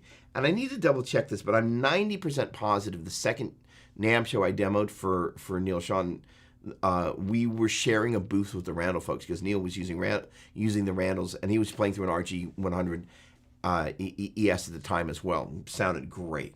But the Randall stuff sounds, it's solid state. So I haven't had a problem with going solid state power amp. So the valve state is a tube preamp and a solid state power amp. So the part that you would change for anybody who's like, I thought they were solid state. The power amp section is solid state, but basically it's got one or two 12AX7s in it, and that will dramatically change the character of the amplifier, as will the speaker. So Henry, that's awesome. I loved that 8080. Like I said, I like the sound of the 8080 better than the VS100, but I'm really glad I had the VS100. May your 8080 lived much longer than mine did. I was bummed. And what basically happened on many of those amplifiers, the input jack is connected to the circuit board. Little tip on that thing: when you use it, run your input cable in through the handle of the amplifier before going to the input jack. And invariably what happened was the input jack, that wasn't the case, and it got bumped up against or stepped on or something, and that tweaked the chassis, the circuit board. It got a little crack in it. And that's where that thing, and I took it to an amp guy and he couldn't fix it or wasn't skilled enough to fix it. But it was a problem, and I of course remembered after I swapped the speaker out. I'm like, oh, right. In any case, all right.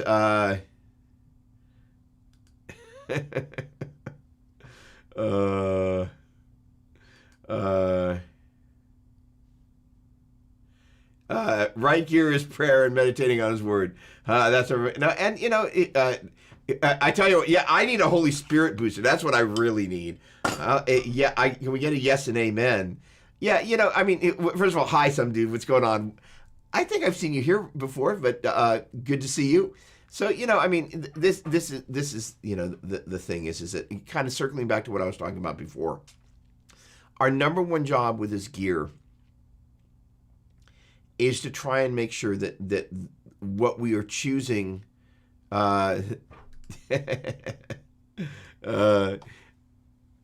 ultimately allows us to kind of create that little cloud that the worship leader just floats around on. And ultimately it's contextually, are we able to create all the right textures that we need to? That fanfare of a song, like, again, ancient, old history, Salvation's here, but it's always such a great example. Some of the Bethel textures where it's kind of got a little bit of overdrive and lots of delay. And then, when it goes to chorus time, are we able to provide that lift? This is one of the things about having a huge amount of delay and reverb. There's the part where you're playing and the cloud is part of the sound, but there's times where you just want to dig in and hit some chords and have the impact of those initial chords hit the moment. So,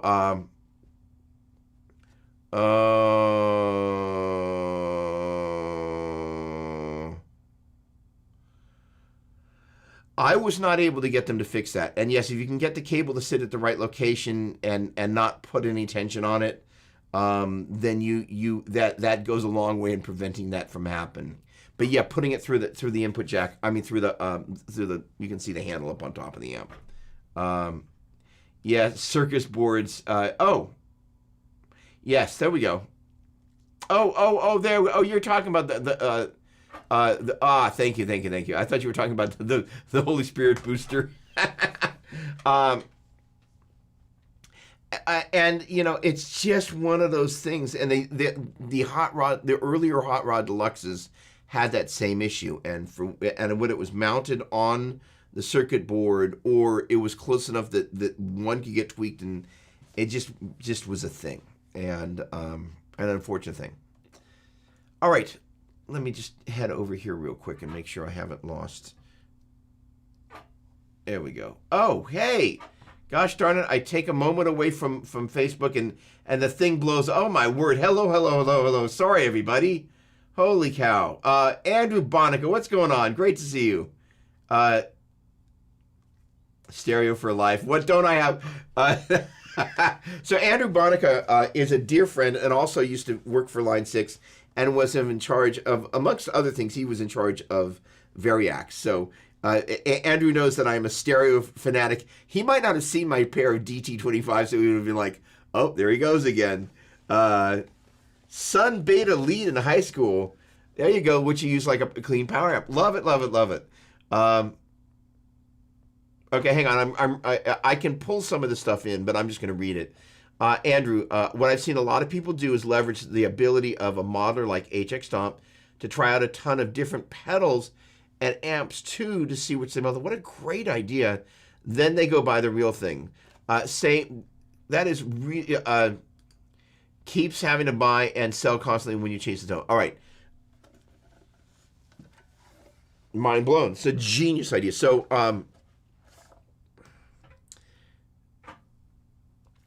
right application. There we go. Luke, this is for you. So what's great about HX Stomp XL or HX Stomp or even Podgo is there are a ton.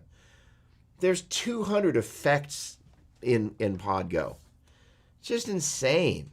So basically, pretty much every stomp you could ever want, including the King of Tone that I mentioned a minute ago, is in there as a model. So basically, you can kind of go, I like this one, I don't like this one, I do like this one. And in terms of functionality, boy, I got to make a video about that, Andrew. Ooh, what a great idea. You just kind of go, all right, let me pick a bass amp. That is to say, a bass, B-A-S-E, AC30. Now I'm going to add a little bit of delay and reverb in the back, so I got a little something. Okay, hang on. Hold on. Let's back up a step. Sorry. All right. I was going to get out of here, but Andrew, you can blame Andrew. Hold on a second. Yeah, that's what I did when I got the Axe effects. Try out the real stuff. I go buy.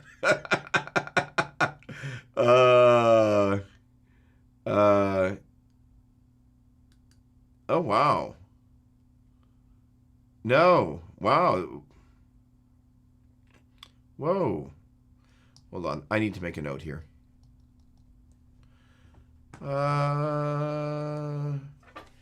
Move to ultralight.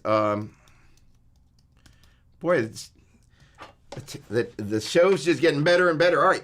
First of all, okay. No, I haven't. Okay. Going back to Bronica, a.k.a. Andrew Bonica. On Saturday, I did a show where I was... crazy thing happened. I've got a buddy that I met at one of the guitar camps, and he works for Ferrari. So he's been bugging me to come drive a Ferrari for months. I know, it's just insane. Like, actually a year. Doug, come to one of our driving days. Come on. Doug, come on. And I'm like, and I always get busy and I cancel at the last minute. So I basically been up until like 8, 9, 10 in the morning working on the Celestian video. Woke up at about 1:30 after a couple hours sleep. And then he's texting me like, you need to come. I was like, fine. So after I drove the car, which was mind-boggling. So just in case you're ever wondering, is a Ferrari that good? So there's this cognac tasting. Now, it's not as cork sniffery as it sounds. But what happened was the woman who did the cork sniffing thing did this thing where she had us, I did say cork sniffing, didn't I? Where you couldn't just drink the cognac. It was like a $3,000 bottle of Remy Martin. I don't drink to the point of intoxication, so let me be really clear. But the point being is she would have you start off with the cognac way far away from your nose and then bring it away and then bring it closer. And the point being was that you smell different flavors of the cognac. And as she's doing that, of course, I'm thinking, what am I thinking about? I'm thinking like, that's like delay and reverb. So immediately the wheels start turning is that the nuance of what she was talking about is kind of like the nuance of what is the tone of your compressor like? Are you letting the 100% compression signal, or do you have letting some of the direct signal through so you get some of the natural dynamics of the guitar, including some of those transients, so you don't cut all the transients out? Then there's a thing called New York drums, where what they would do is they would basically have 2 drum stereo mixes. One, they would slam the daylights out with a compressor, and the other they would provide no compression to, and they would put them up side by side, New York drums. So basically that's kind of what they've got in some of these compressors, where you kind of go, I'm going to let some of the direct signal through without any compression on it whatsoever, and then the rest I'm going to choose how much I'm going to compress it, and then I can EQ that. I'm 90% positive that the EQ knob on all these little softbox compressors compresses the entire signal, which is not necessarily a bad thing, because that way you can pull the high end off the uncompressed signal that's passing through using that control if you are so inclined, and if you bypass the pedal, no more, right? It's not in circuit. So the point being is that I just kind of went, when I dial up a sound, I basically turn on all the little goodies and then start fine-tuning them, because I know what I'm listening, I know what I'm sniffing for, I know what I'm smelling for. That said, sorry, I will memorize your name sooner than later. Luke? Is it Luke? Hey, only took me 5 times. Sorry about that, Luke. One effect at a time, just hearing what you like about a drive pedal and adjusting it, kind of going, okay, now I'm going to hear just a delay. That's the sound of the character of delay that I seem to like. Same thing with the reverb. Maybe you like, I gravitate towards plate reverbs. That's kind of the sound that I like. It's pretty much, and you'll find there's certain things that you gravitate to because of the way they sit with the thing. Then you start combining your delay and your reverb. And sometimes you might find it's like, oh, I have more delay or more reverb than I need. Or you might kind of go, oh, I need to change maybe how much of the highs there are on the reverb, or how much of the lows there are in the reverb. Because usually the reverbs have got some filtering, high passing and low passing filter. High pass filters let the highs pass through. Low pass filters let the lows pass through. So it basically enables you to basically say, hey, less high end, less low end. You can kind of control how much low end and high end there is on the reverb, which basically means that it's choosing how, if you will, ethereal or murky that reverb is. Generally speaking, on cleaner tones, I'll have more high end. On dirtier tones, I want to keep the high end out, because it starts to really get in the way of the transients. One of the other things you can do in the digital domain especially, is you can create what's called pre-delay on the reverb. And that basically is literally just a little bit of delay before the reverb kicks in. And you will hear that a ton, in particular on female lead vocalists on ballads. You'll hear this beautiful reverb, just like silky reverb, but it's always got this little bit of delay. And what they're doing is they're making it such that the reverb is not right on top of the vocal words. It's just this little tiny bit of space, such that you really hear the consonants and the vowels and all of that stuff. So the point being is hearing and sampling each one of those separately and kind of going, that's the sound of the reverb on its own. That's the sound of the reverb and the delay on its own. And this is the sound of them together, and how they're going to how they're going to swirl together. And then turning them off and listening to each one, because ultimately you learn to hear both of them together, and kind of you can pull it apart in your brain. But there's a period of time during which you can't do that. And you're kind of like, I don't know, it's just a bunch of washy stuff. So like all those things I'm talking about, how much the high end and low end is there on the reverb? You know, which delay did I take? Is it a transistor tape reverb or delay? You know, is it a tape delay that's regular kind of, you know, tube tape delay? Did I go for the digital delay, the vintage digital delay? Which character am I choosing? And have I got it adjusted the way I want it to be adjusted? Because when I've got the other thing in there, like, you know, if I've got the delay in there and I've got the reverb on top of it, I may not be clearly hearing the things that like in the delay, and I'm like, did I totally dial that where I want it to be? Turn the reverb off. Is like, how is that? Let me investigate. Okay, good. Turn the delay off. Turn the reverb on. Let me investigate. Let me turn the two of them together, because they become something on their own when they're blended. That neither of which is when they're one or the other is on, but the elements of when you mix your green and your blues, or what is it? Green and blue? I don't know. You're mixing your colors.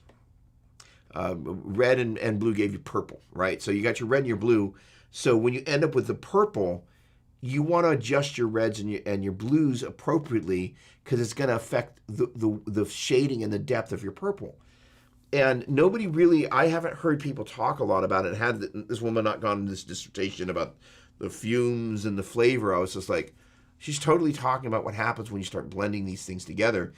And, honestly, I'm at the point where I just kind of turn the couple of things that I want on most of the time. And I've got a couple of things on. I may just kind of quickly, pull up the delay and then kind of go, oh, that's it, and then pull up the reverb. But I don't just sit there and kind of go, because it's not until I get the two of them together that I'm kind of like, but I won't turn the other one off when I go back to make the adjustment. And that's the mistake that I would say if I were guilty of anything, because I'm then fine-tuning the purple. Arguably, I should go back and just listen to the reds and the blues and then come back to the purple. The challenge is sometimes you'll make an adjustment to the red or the blue and you come back to the purple and like, I'm further away. So it's this fine line between like that. But the thing is, sometimes the purple's wrong because you just didn't bother just listening to the blue or the red and just kind of go, oh, that's obvious. And hearing it on its own, and also having a very clear understanding that even if it morphs when you add the reds and the blues together into the purple, how the red and the blue on their own, isolated, are going to, when they're combined together, interact with one another. That's ultimately a higher level of working with effects. And honestly, it's kind of, I've kind of skipped a little bit of that. Let me just go back to this and listen to this thing. I'll go back and adjust an individual effect, but I won't turn the other one off, which I should. If you take that strategy, you're gonna really, in the middle of worship, just go, because that's ultimately what we're looking for. Like, ideally, we get our tones dialed, but sometimes we end up at rehearsal and we're like, that sounded great at home, but like, this isn't quite as groovy as I thought it was. And you can very quickly go, and the worst part is to not know what you need to adjust to make it right. And it's one of the analogies, and I'm getting back to Andrew's comment, of not knowing those pedals. And so one of the things that Line 6 does extremely well is when you pull up a model of a pedal, they have it at a really good setting. Like, their presets are good, but if you start with a blank preset and you go, okay, I want to pull up a deluxe reverb and a Dynacomp compressor and a tube screamer and whatever the electro-harmonics delay is. It's not the Adriatic, it's the other one, but it's I think it's the Elephant delay or something, because it's Memory Man, right? And then a plate reverb. If you just pull those things on, usually they out of the gate, they just sound really good. And then you kind of begin to fine tune them. So one of the challenges, however, is like, all right, well, it's a fuzz face. Not necessarily knowing what a fuzz face sounds like, you're turning the knobs kind of going, I don't know what the original amp or pedal sounds like, so I don't quite know whether I'm close or far. The good things about the Line 6 stuff is you kind of turn it on, it's usually kind of like, sounds more like the actual original device than not. And so you're kind of like, oh, okay. And it sounds like the original device, well adjusted. So it's a very smart thing that they've done. That's nuanced, but that ultimately is a really important part of the journey. All right. I saw Peter Daviduck over there. Hang on a second. Hey, whoa, more people. Awesome. And that's a really smart thing to do. So again, what Andrew was talking about is like, hey, let me just turn on a little delay and reverb, and now I'm going to go through every drive pedal that's in here. What appeals to me? Nope, yep, nope.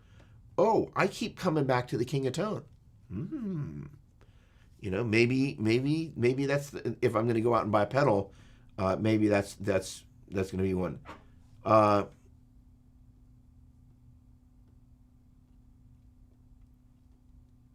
okay, Rodney, what's going on? I notice on Better Word by Leland, they have a dotted eighth. I tried to get to set it on my Boss ME80, which by the way is a great multi-effect unit, but can't seem to get the same sound. Okay, maybe I need a dedicated pedal. That is a great question. So this gets back to what I was talking about a moment ago about the individual. Let's just pull up just the delay. So I have never owned an ME80, but I can tell you that Neil Schon used those a ton and got amazing guitar sounds out of them. Knowing what I know about Boss, my guess is there's probably 5 different delays in there.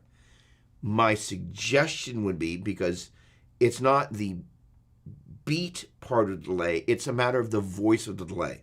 That is to say, if I pulled out my one of my old tape echoes, and I pulled out a deluxe Memory Man, and I pulled out my vintage Ibanez analog delay, and you heard them side by side, you'd be like, they're all markedly different.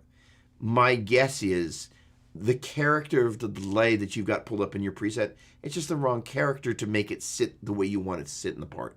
So I would suggest try pulling up the preset that you've been using and then getting into your delay menu and try choosing a couple different delays and see if one of them is closer to what it is that you're looking for.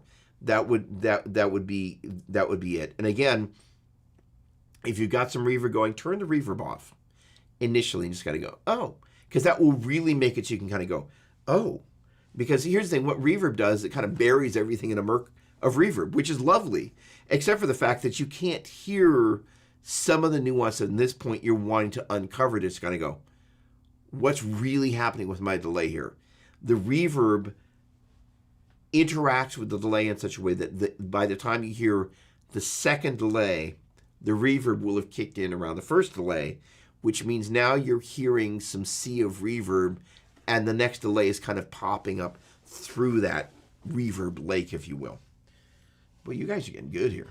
Brian Felix, hello, my friend. How you doing? You had some question that came in like at the last second of a stream that I saw like afterwards. So I don't remember what that question was, but the answer is definitely maybe.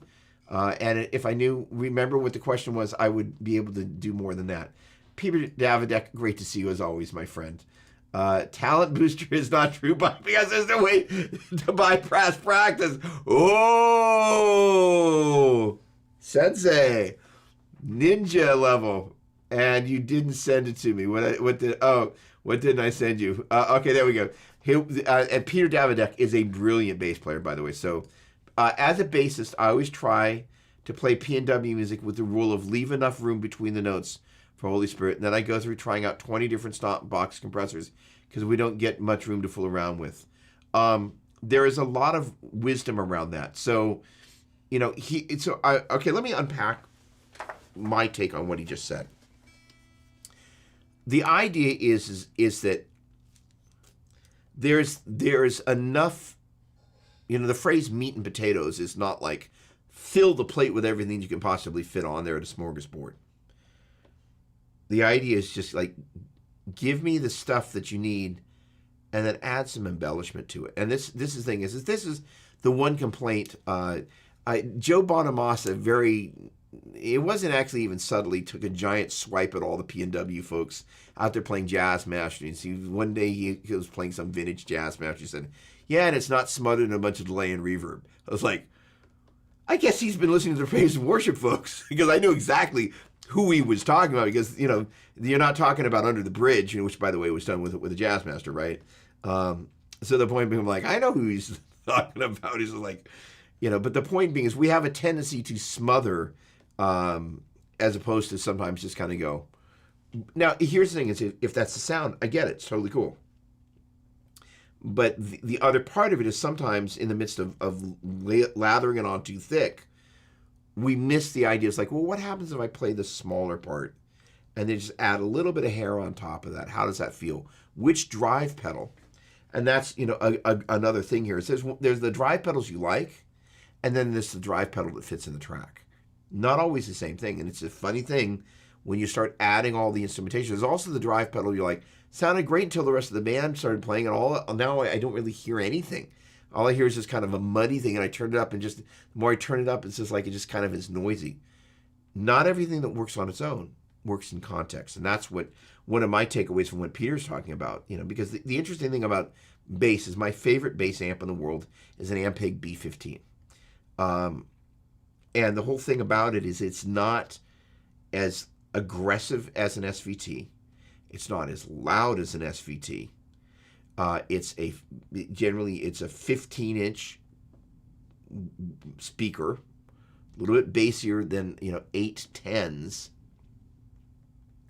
but it's this lovely, very musical thing that there's some distortion in the mix there.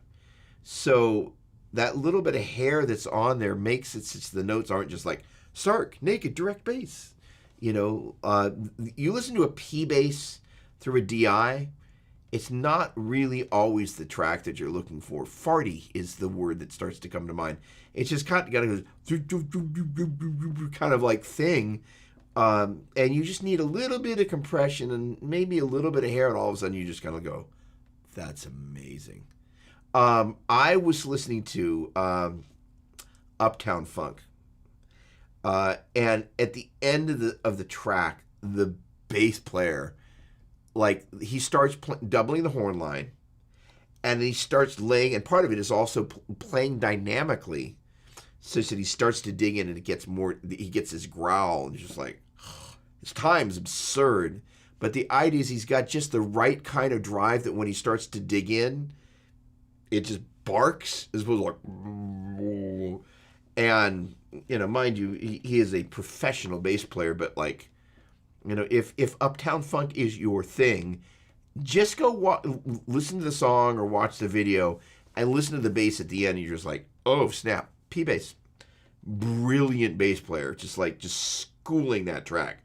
Just doubling the horn line and just kind of shredding. I was like, wow. And that, that fine line, between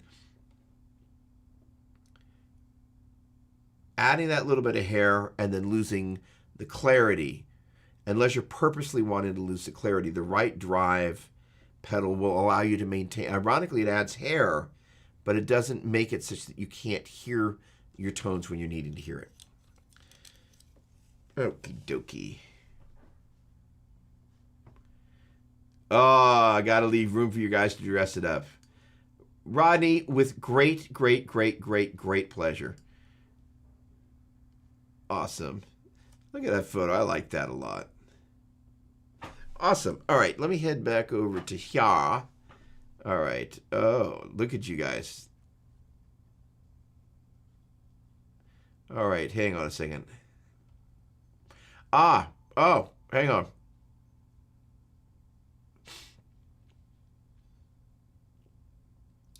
Okay, hang on a second. All right, good. Okay. So, all right. So, scrolling back up, Luke.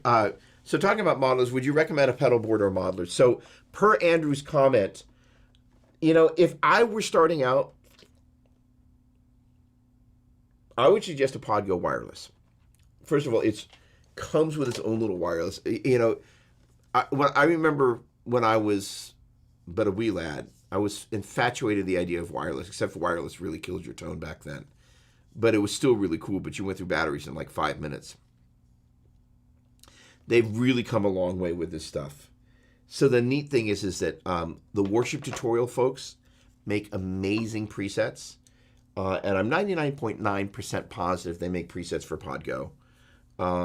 And even if they don't, the thing about Podgo is it's basically the sounds of Helix. So you can literally kind of open up somebody else's Helix preset and kind of copy over the settings, even though being able to do that would require having a Helix hooked up to HX Edit.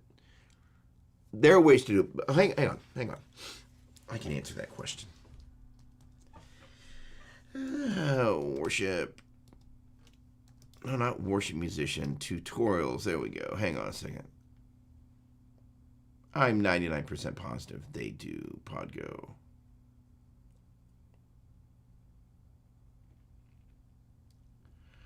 Hang on a second. There we go. Hang on. Almost there. Sorry. Worship leading. There we go.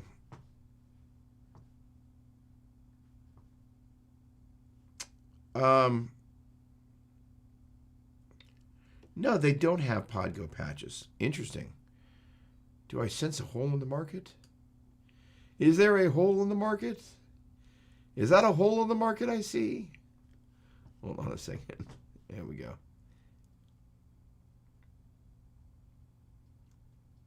Okay.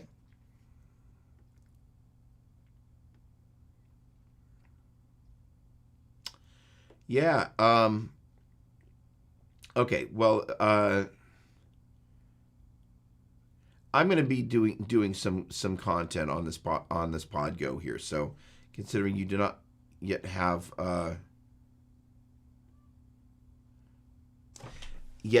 Here's the thing: is like, you know, I do have a close relationship with these guys, but I've spent a bunch of time playing on this box over the past week. It's short a period of time as that actually sounds, but it's basically the sounds from Helix ported into a smaller form factor, with some of the legacy sounds. That includes my favorite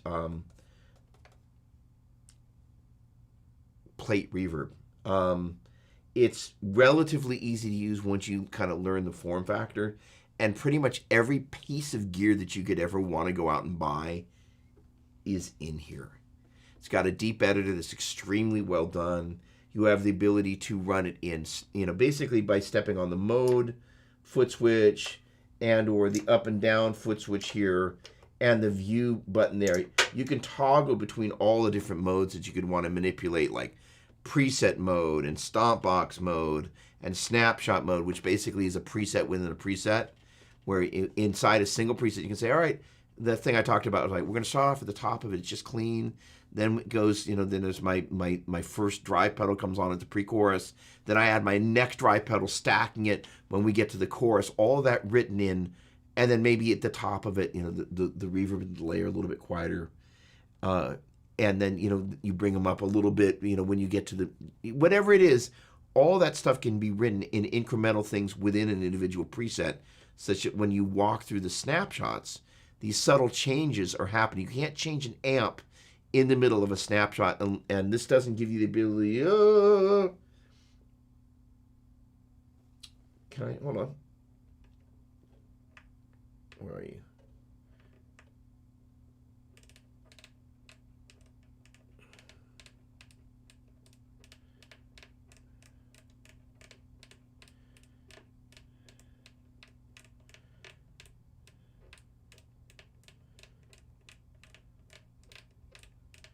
I'm actually observing. It really looks like I'm twisting knobs, but I'm actually observing.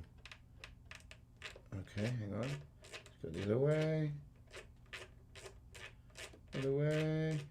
This is, by the way, it's just scrolling through like the 200 different effects that are in here. This thing's insane. All right. Okay, I get it. So we're going to go from there. We're in Blue World. All right. And the answer, I think, is it's not going to let me dial up two different amp models at the same time within the same preset. Nope. So it does not have, but on Helix or HX Amp you could. But so the point being is it doesn't have quite as much processing power. As I recall, it's got a single 400 megahertz Shark processor. What that means exactly is that it's cool. But the Helix has basically dual Shark processors, and so you're able to have more stuff happen. But the point being is that you basically build around one amplifier, and then you can bring the drive level up and down inside the preset as you walk between these little snapshots. So it's literally just a snapshot in a preset. We're just changing maybe a couple of things were on that weren't on before. It's just really cool. And then the other thing is you're able to do. Is you are able to assign things to foot switches, and you can choose which foot switch, for example, is going to be associated with. What are we doing here? Oh, I'm on the looper. That's not what I want to do. There we go. So now what I'm doing, these are being assigned to different presets, and I'm just toggling between presets. Then when I hit the mode thing now, these are turning different effects on or off. I mean, it's just like, seriously, these guys are nuts. Just pure genius. So if I were going to start out, I'd start there, because all the sounds of everything that you'd want to get, virtually every pedal that you'd want to get is in this box. This one is $5.99. I think the other one's $4.99 without the wireless. But the thing is the thing about the wireless is it's married to this unit because the receiver's in here, so you can't use it with some other piece of gear. But it's kind of darn cool having a wireless. And the other thing that's great about a wireless in a house of worship, you can actually go out in front and hear if they've actually got your guitar up. Did I say that? And maybe you don't want to know. So yeah, that's a great question. And the thing that I like about this unit in particular, once you learn your way around how to manipulate this stuff, and all these have their own little workflow, but it's basically you just scroll between the different blocks with the upper one, and then you can change what type of device is there. So in other words, I'm just kind of moving. It's basically like you're going on crazy. All right, here I'm on my compressor, my stop box, my amp. And you kind of choose which thing you will potentially modify with the upper encoder. The lower encoder then allows you to swap out which amp you're going to be using. And then you can fine tune that with these other controls, these 5 controls that are down below there, and fine tune it. And then quite often there'll be a page over a menu. It's just really, really, really, really, really well designed. And it sounds great. And it's just stupidly smart. And it's small, and it's fun, and it's not grossly expensive. And all the effects that you would potentially want to put into a pedal board, you'd be able to get this. And the other thing is you can use it to go direct out into the PA, and you can easily do it with that amp out function. If you got an existing amplifier, especially one with an effects loop, plug it in there. Yes. Yes, yes, yes. It's so funny.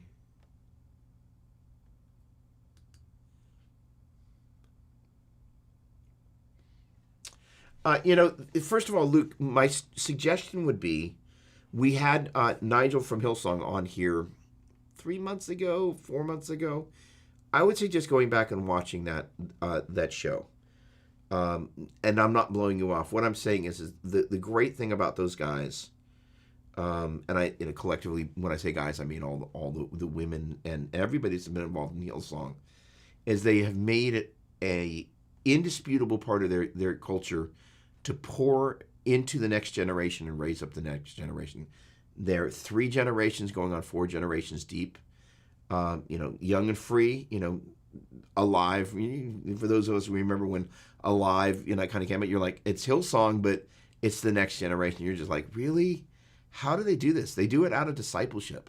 And so an integral part of what those types of people do is they understand the value of taking a look at the person that's around them and the person that's behind them and making sure they're raising somebody up.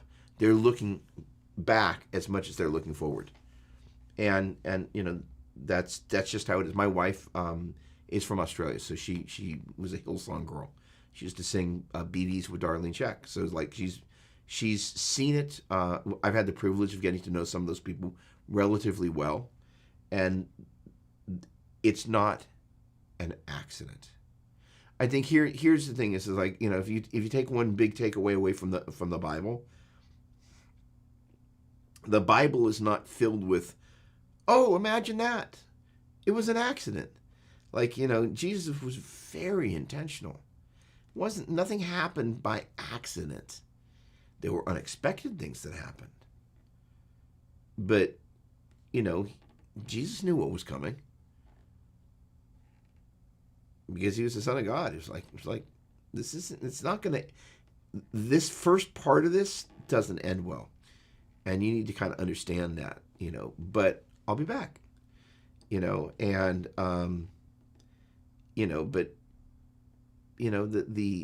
not an accidental thing. And I think if anything as humans, the biggest flaw that we make is we lead accidentally prone lives. And I'm not talking about lives that have accidents. I think we just are less intentional than we should be. especially when it comes to raising up the next generation. That's one of the things that is integral to what the show is about, is it means on a weekly basis I am stepping up to the plate to do what I can to help pour into other worship guitar players from the wealth of information that people have poured into me. And in so doing, hopefully that creates an inheritance that I am investing into others, and in turn that will hopefully inspire them to do the same thing. And that's vital. So, you know, to answer your question, keeping a focus on what worship is about is ultimately, it's an upward expression. And that upward expression is bidirectional. It's staying attuned to what the Holy Spirit is informing them about. And it's also staying submitted to just like, you know what, I'm laying it down and I'm bringing you a pleasing offering that's one that's submitted. Not the thing that I love about Nigel is that he never comes across like, yeah, you know, I am Nigel. You know, I'm kind of like, you know, I think I've got it figured out. It's never that. He's just like so humble, because he's always coming from a place of like, I'm serving. And he knows the role that as the forefather of that generation of worship music, you know, there are people that came in the generation before them, but of the Hillsong generation, it's Nigel. Chiselet, yep, but that's kind of like, you know, half a generation later. Nigel. Still there. Nigel. Tall tree. Humble. Nigel. That's that they walk the talk. And that's really what it comes down to. And they are, you know, and it's been an amazing thing to watch that. It's very special. Yes, sirree. All right. Sorry for missing that question beforehand.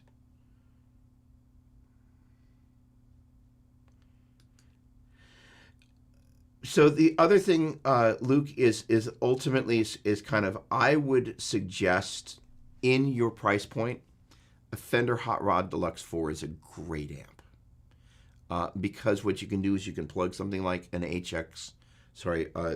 Podgo or Podgo wireless into you can run through all the goody stuff and just run into the power amp in on that amplifier, or you can use it as just a traditional kind of stomp box, you know, all kind of drive pedals and wah-wah and whatever into the front end, or you can also use what's called the 4-cable method, where you're putting the traditional stomps into the front end, but the time-based effects like delays and reverbs, you're running in the effects loop.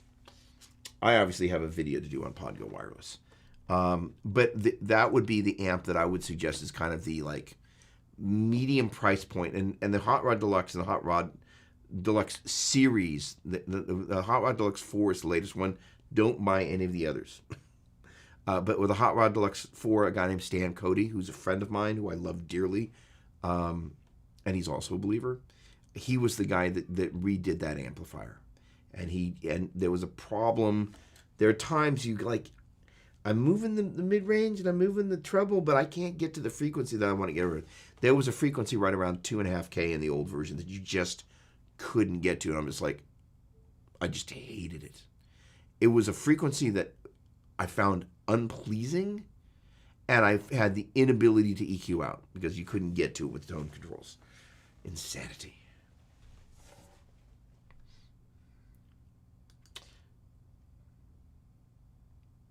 And so let me just say, so here's the thing: is the amp for the money? Hot Rod Deluxe is a great amp, and it's a real amplifier, quote unquote. And not to disparage your Champion 40, but the point being is that a little nugget, and I've got to get going in a minute here. The Fender Champ, where it got its name, was originally designed to be a student amplifier. Now, I'm going to blow a few folks' minds here. I've been studying Don Randall. And for those of you who don't know who Don Randall was, he was Leo Fender's partner.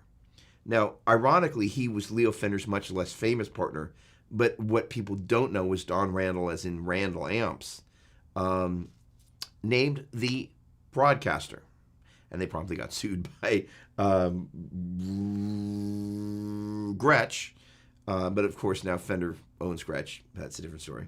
He named the Telecaster. He named the Stratocaster. So the point being is Don Randall was a hugely influential person in that universe. So the point being is that he also named the amps. And the reason they named that amp the Champ is you'd much rather have it be called the Champ than like the Fender student model. So the point being is anything that's got Champ in it is kind of student-centric.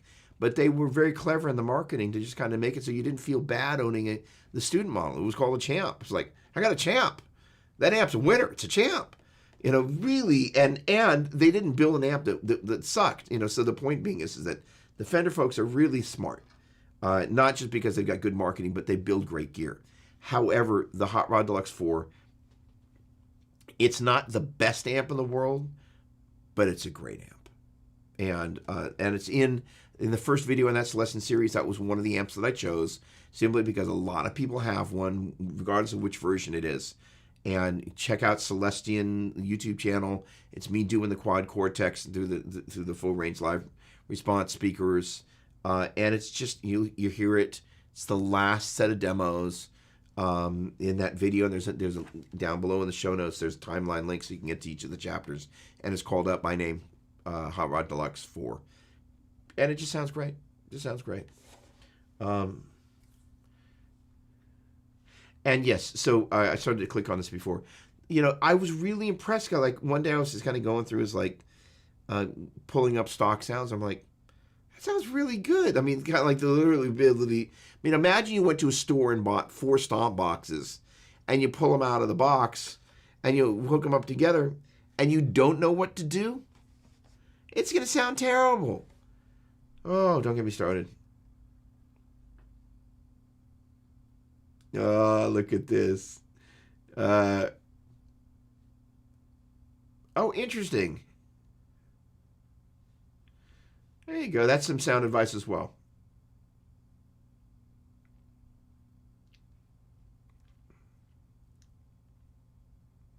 Yeah, and this is one of the things about the Line 6 thing that's really, really, really good. I'm not going to mention any brands, but I'm watching this whole kind of thing go down on the gear page right now around this modeling device that it's just like, it's been ugly to watch.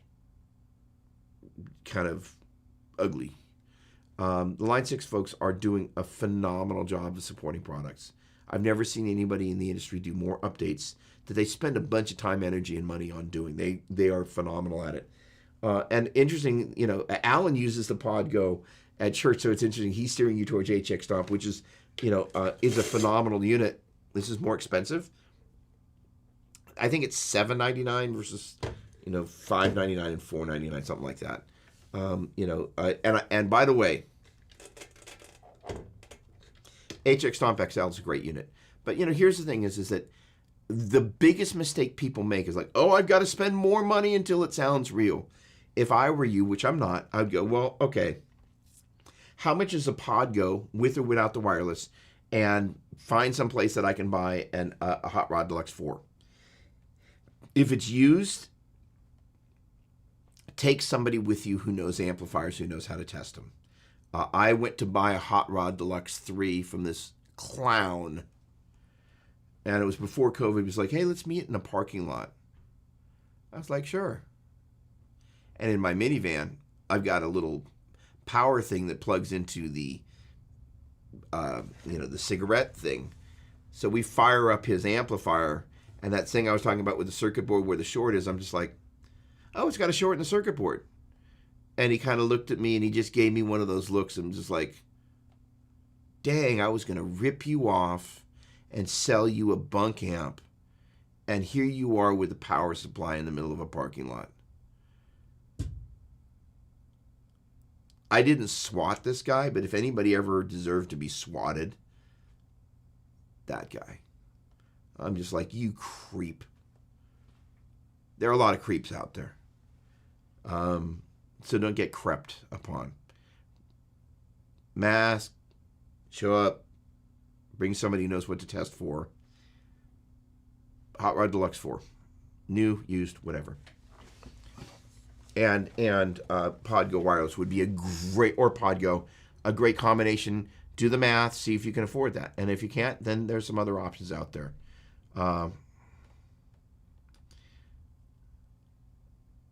Ooh, look at this. There you go. Yep. There we go. Yep.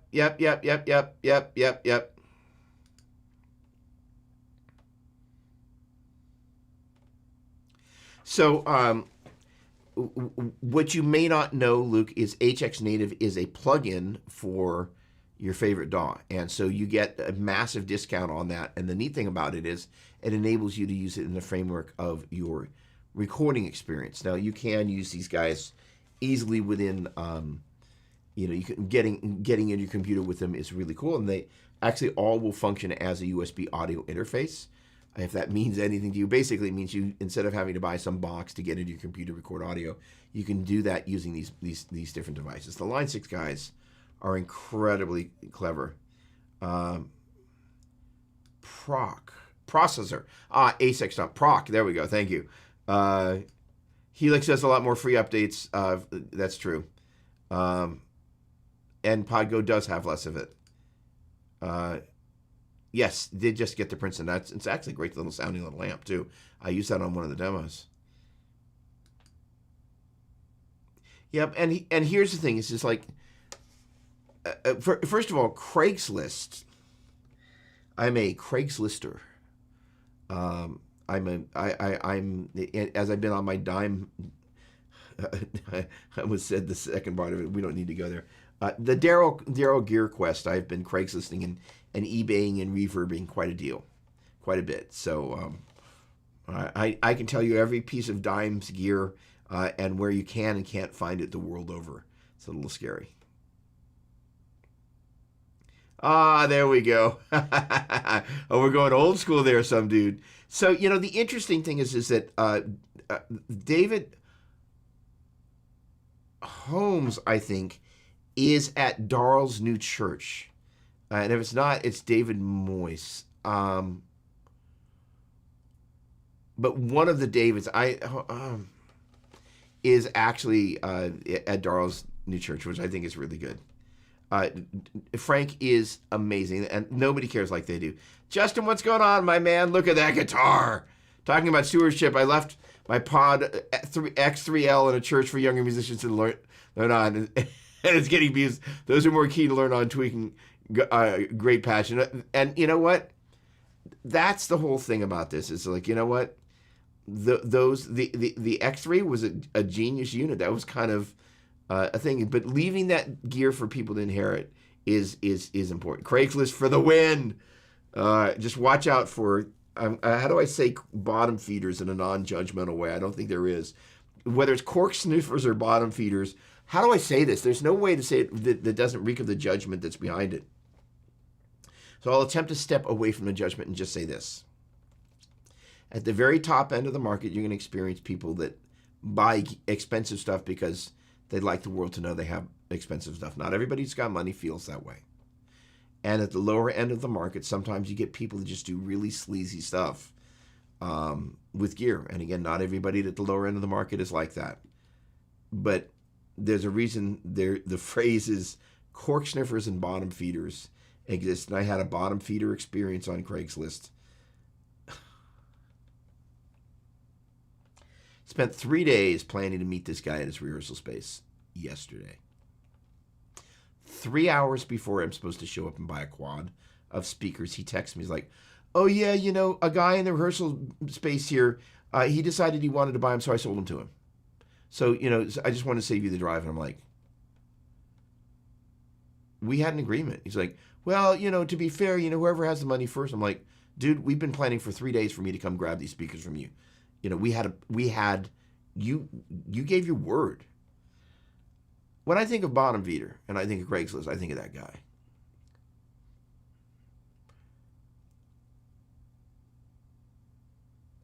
Inconceivable.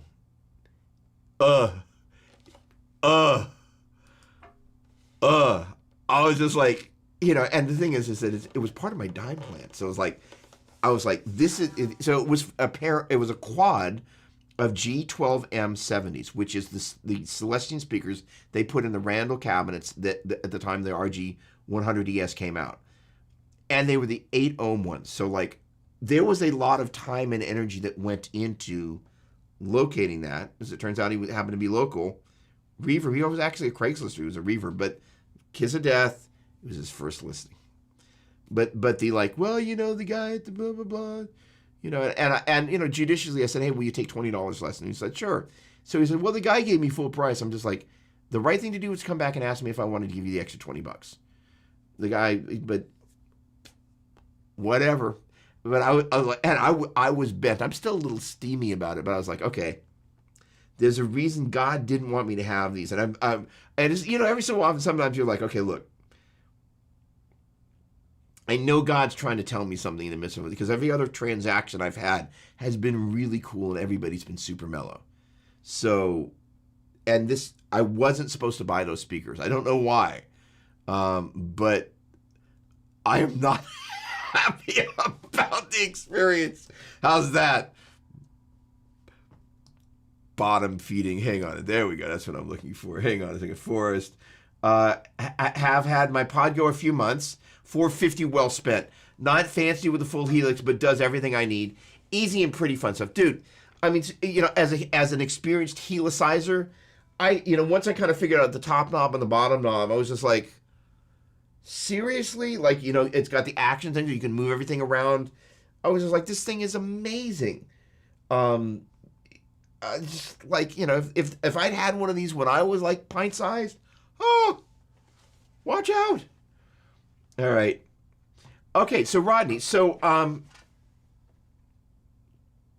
oh, here we go. Thank you, Forrest. Worship tutorial guys have Podgo presets. There's a variety of other sources as well. So I just wasn't able to find. I need to speak to my buddy Brian over there and say I went over there and I didn't, because I know that they came out with some, or thought I did. In any case, thank you for that, Forrest. Appreciate it. Maybe I should go use Podgo instead of ME80. So I don't like to say this without doing my research.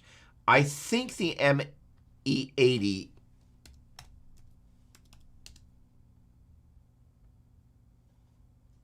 okay, it's still in production. Okay.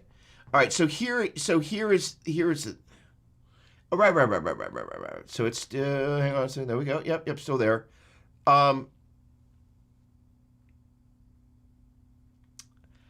I think if I were to give you opinion, I would say, first of all, go in and mess with the different delays that you've got inside there and see if that gets you where you want to get to.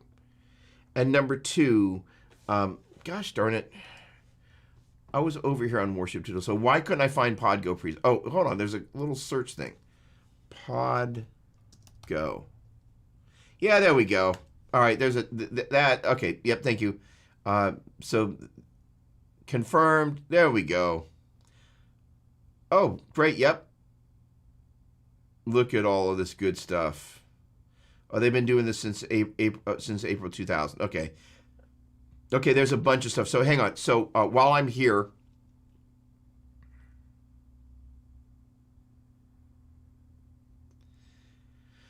because the other thing is you're like, okay, wow, there's like 20 patches here. What the heck do I get? Start with their AC30 free. Always a great place to start. Their patches are great, and I love these guys. Their matchless would also be great, but the free AC30 is a great place to get your feet wet. The Fullerton is a tweed fender, so it's going to have a slightly different flavor. Always good to get that. The JTM45 was basically the first Marshall, which was basically a Fender Bassman. And that's a good place to start. The Divi 13 is a divided by 13, which is a high-end AC30, basically. And I would also suggest checking out the Prince Verb. That's probably great. And then the Texas Star is the Lone Star, the Mesa Boogie. And then there's this one up at the top here that is called Podgo Patches Worship Tutorial. That may be a bundle. Okay. Oh my word. Hold on. Wait a second. Oh, that's page 1 of 21. Oh, silly me. Hang on. Let me just see if there's a sort function. Oh, no. That's weird. Okay, hang on. Just 1 second. Yeah, okay.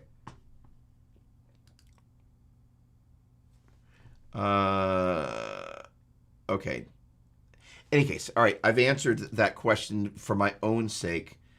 So, Rodney, here is the thing: is that I would. Okay. You will find there's a lot more resources to support PodGo and stuff in the Helix family. I have never played the ME80, and I will say Neil Jean got amazing sounds out of them. I actually love the Bosch GT1000 core. That's their small kind of GT1000 shrunk down. That's going to be, I think, 2 videos from now in this Celestian video series. So, and invariably something I'll do will be kind of Worship E with that. But you know what? You couldn't go wrong with a PodGo. And the other thing is invariably, I think, given the number of people using this, I may end up getting, maybe I'll actually do one of these where we'll talk about PodGo, and I'll get the worship tutorial guys on here. And we'll just kind of go what we love about PodGo, and maybe we'll just do a PodGo night. Hopefully not at the expense of the other people, but the idea is when we do that, we'll be doing like, look, this could be any wireless, but what we're going to do is we're going to talk about kind of our thoughts on the process and kind of how we approach using it.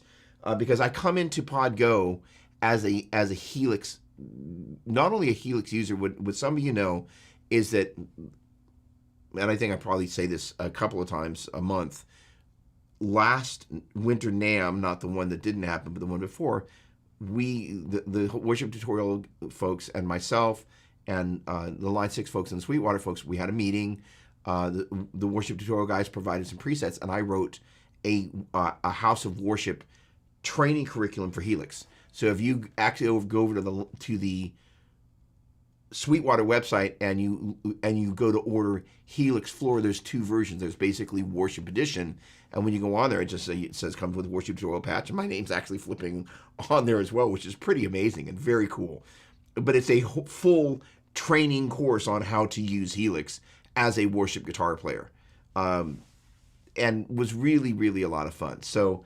And it was kind of the first foray into kind of doing some of this stuff. My buddy Andrew Monick and I have got some plans around how we're going to do all of that good stuff. In any case, all right, ladies and gentlemen, it's 9 o'clock here. You guys and gals are fantabulous. Holy cow. In any case, especially those of you that are on the East Coast. So, oh, Scott, hey. Okay, hang on a second. Hey, Scott, what's going on? I don't know if we've met before, but if we have, I apologize. I've said that a couple of times tonight, but if we haven't, welcome. Hi, and I like that photo. Might be asking questions that's already been asked. Looking for an all-in-one system, electric, acoustic, bass, and vocals would be great. What would I recommend? Helix. Although it's not necessarily the greatest thing for your vocals, it'll get the job done. It's got a mic input. I'm 99% positive it's got phantom power, so you can use whatever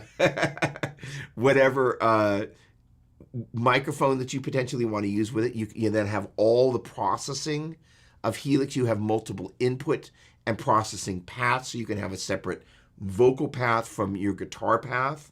You can do all the things that you would want to do. The bass sounds, Ampeg B15N sounds on there are great. With the acoustic guitar stuff, lots of great sounds to have in there.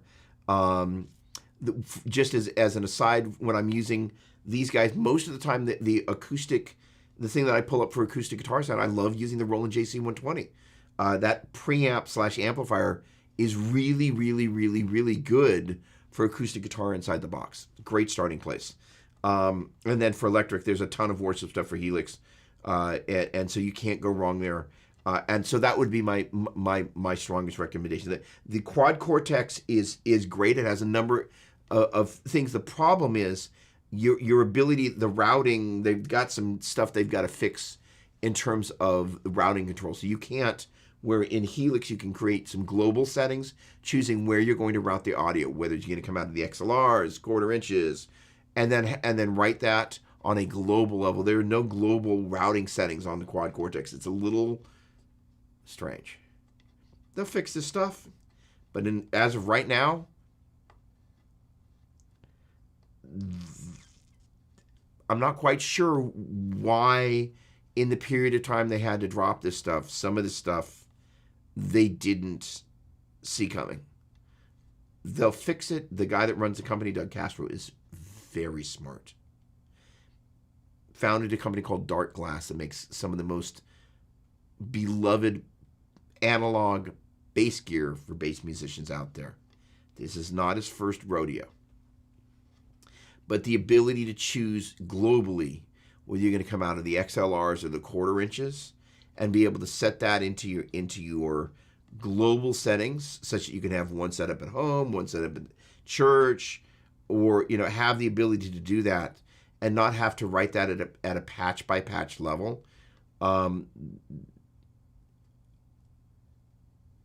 little strange.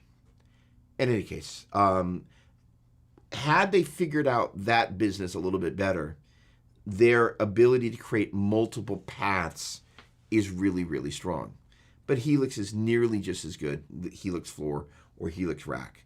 And then there's all these great presets, lots of processing power. You will eventually run out of processing power if you stack 5 delays, or 5 reverbs, and enough stuff. But it's really, really, really well designed. And the thing that Line 6 again has done so well is they have the best customer support with the updates of any company in the industry. Nobody's better. Nobody's as good. No. All right. Yeah, there we go. Thank you, Justin. Appreciate it. There you go. So, it's just kind of like, what didn't they put in there? It's so, and here's the thing. Eric Klein. He is the chief product architect behind Helix, and he's, first of all, one of the nicest guys I know.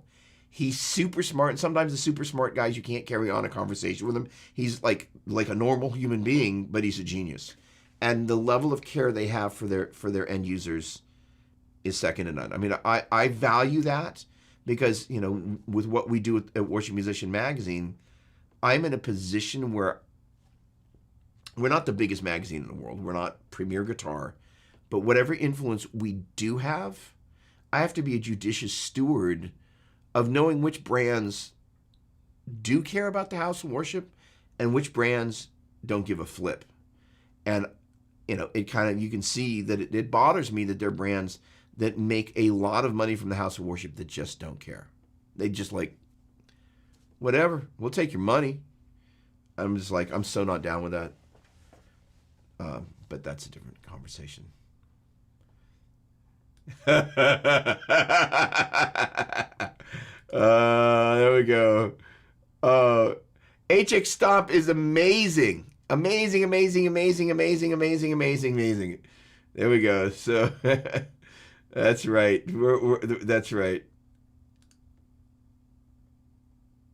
Yeah, no, it's amazing. All right, hang on. Let me jump over to Facebook here. Make sure I don't orphan any questions there. It's only 2 p.m.